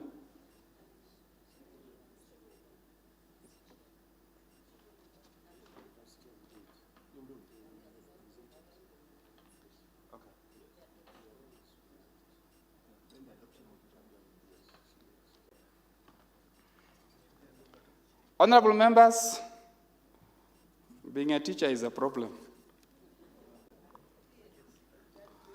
I was given the task to do the presentation and not to conclude.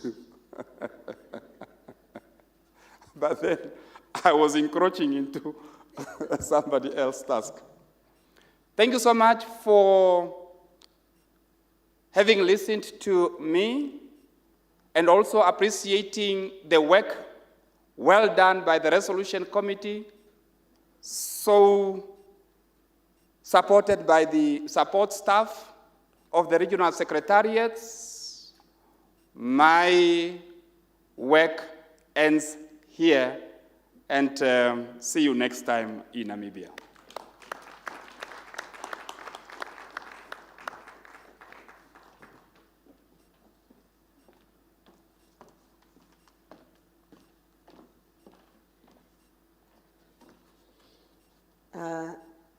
The Honorable Chair of the Resolution Committee, we appreciate the good work done by yourself together with the committee, and as the Chair holding in for our Speaker from the Republic of Kenya, the Parliament of Kenya, I want to confirm to you that you are a teacher who was overqualified for the job. No wonder you are in Parliament. Give it up for the teacher and the Honorable Member. Our Honorable Chair has submitted the resolution, and I have witnessed you did not oppose any of this resolution, and it's my humble duty now as Chair to request and ask that we have one member from one of the parliaments to propose the adoption of this agenda. And you do this by giving your full name and the parliament you come from for record purposes. Honorable Speaker from Lesotho. My name is Tlohang Sahamani, Speaker of the National Assembly of the Parliament of the Kingdom of Lesotho. I propose adoption. Thank you. Thank you very much. Thank you very much, Honorable Speaker. Can we have a seconder for the proposed adoption of the resolution? Using the same format, please. I hope we can have a lady, an honorable. We have, okay. I have Tanzania. I have an honorable member from Cape Town. Which way do we go? Who will vote? Tanzania? Okay, let's have the Tanzania to balance the regions. My name is Cecilia Daniel Pareso, Presiding Officer from Tanzania. I seconded. Thank you very much. The resolution is hereby adopted by the 19th Conference of the Speaker and Presiding Officers of the Commonwealth, CSPOC Africa region. Clap for yourselves for that adoption. And I believe now it's time for us to proceed to work. Let me take this opportunity once again to most sincerely thank our host for hosting us very, very ably. Gauteng Legislature, you've set a good standard. Kenya is reading from the footnotes of what we have seen here. Very warm hospitality, delicious cuisine, great music. Wasn't it great yesterday? Did you attend the dinner? Yes, the music was great the day before yesterday. Thank you so much. We had a very great time at the opening dinner. And thanks to the Secretariat for all the effort and for putting this together. And the media team that has ensured we have a newsletter a few minutes after finishing every session. Give it up for the media team and the print team. I also want to take this opportunity on behalf of the chair of CSPOC, who is now our speaker in Parliament of Kenya, Honorable Moses Wetangula, to say thank you for the opportunity to serve as the chair, and we accept the chairmanship position on behalf of the speaker and commit that Kenya will host the next CSPOC conference, that is the 20th CSPOC conference, in May 2027, and we will put our best foot forward to ensure that everybody who is in this forum today is welcomed and ready to come to Kenya. So we welcome you to Kenya, and we are waiting to receive you in the Republic of Kenya. It's a beautiful nation with lots of tourism spots and great venues for conference like this, and we are looking forward to hosting you in the Republic of Kenya. So do not hesitate, sign up, and make sure we see you in Kenya in May 2027. Thank you very much.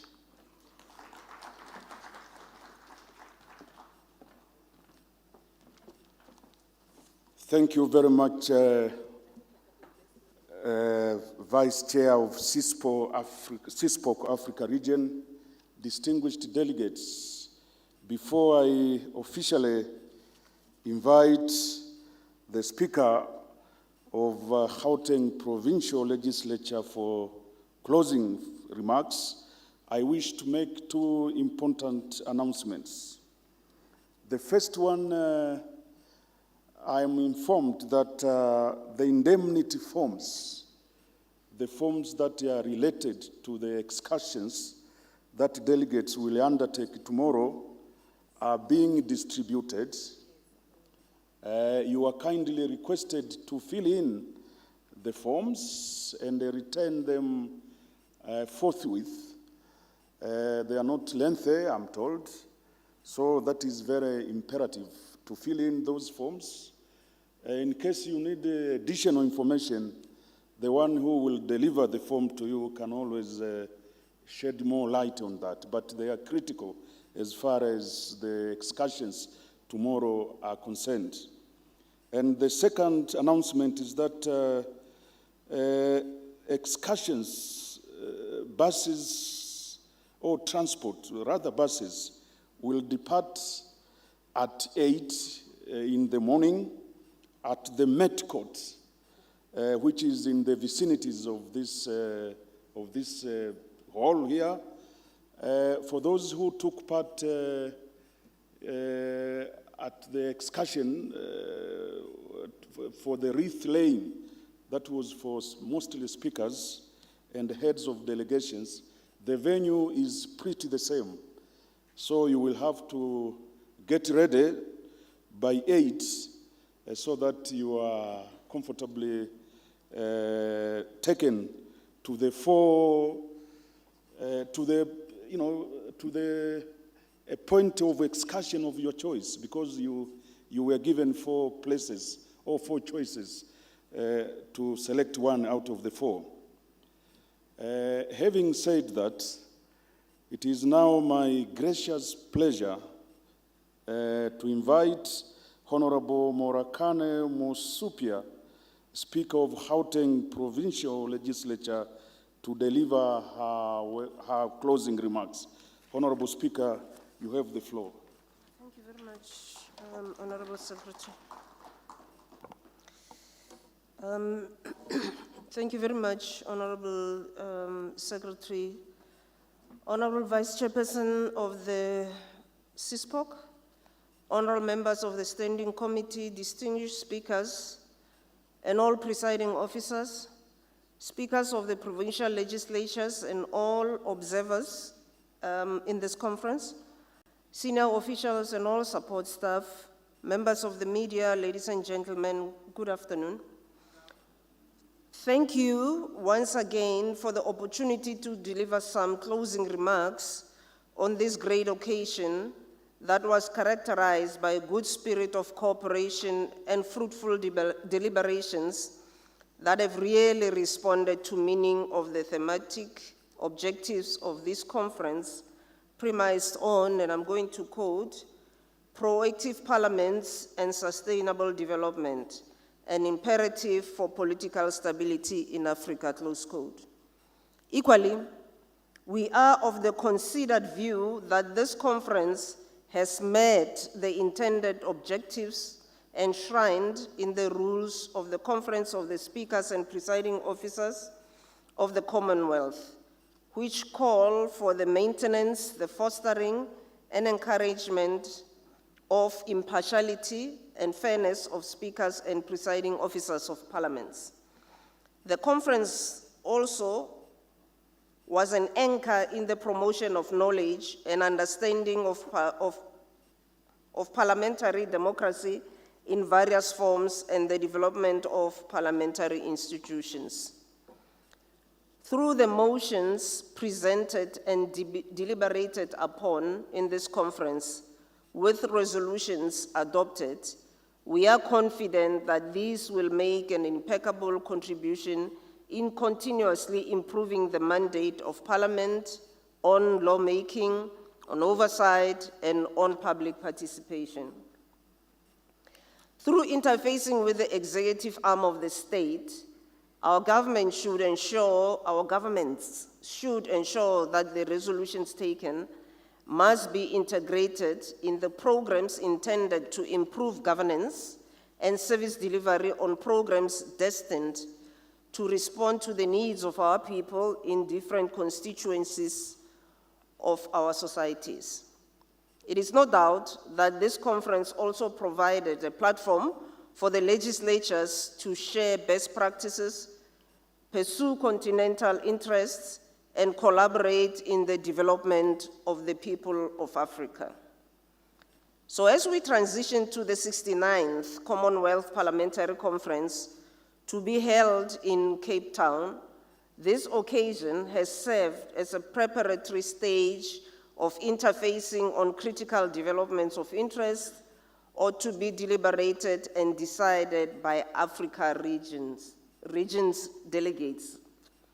As reflected by the Minister of International Relations and Cooperation during the opening ceremony, the spirit of African solidarity and Pan-Africanism must continue to unite our countries and help us resolve the nature of the problems faced by our governments with respect to issues of underdevelopment, issues of poverty, unemployment, faced by young people, including persistent challenges emanating from the global phenomenon of migration.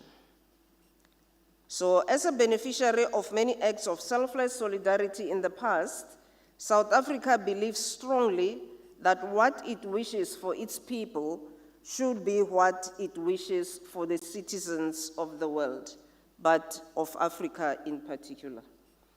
In pursuing our national interests, our decisions are informed by a desire for a just, a humane, and equitable world order of greater security, of peace, of dialogue, and economic justice. We are an African country whose fortunes are inextricably connected to those of our sister countries in the region and in the continent.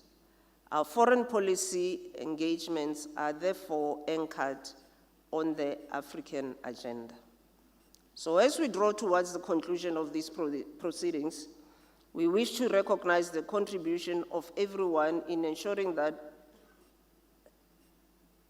this has been a success and its operations have reached the satisfaction of all members in attendance. Now, honorable members, I wish to invite all of you to, the delegates in this meeting and the observers, to the closing dinner that's going to start at 18 hours in the Senate room. I know my South African fellow presiding officers have an engagement with Bafana and the Czech Republic at the exact same hour. Yeah, but I also want to remind you, honorable members, of something that we always refer to as fruitless and something expenditure. So if you don't attend the party, I'm in trouble. Wasteful, yeah. If you don't attend that party, I'm in trouble. The AG is going to take me to task on the matter. That was on a lighter note. We have tried to get the hotel to at least screen some of at least the start of the match. I don't know if they'll be able to do it, but I also want all of us to support. I'm asking, pleading that all of us, African brothers and sisters, please make sure that your support is for this continent. Please support Bafana. If you have friends in the Czech Republic, I apologize on your behalf. Today, all of us in this room, we are supporting Bafana. See you at 18 hours. Thank you very much, honorable members.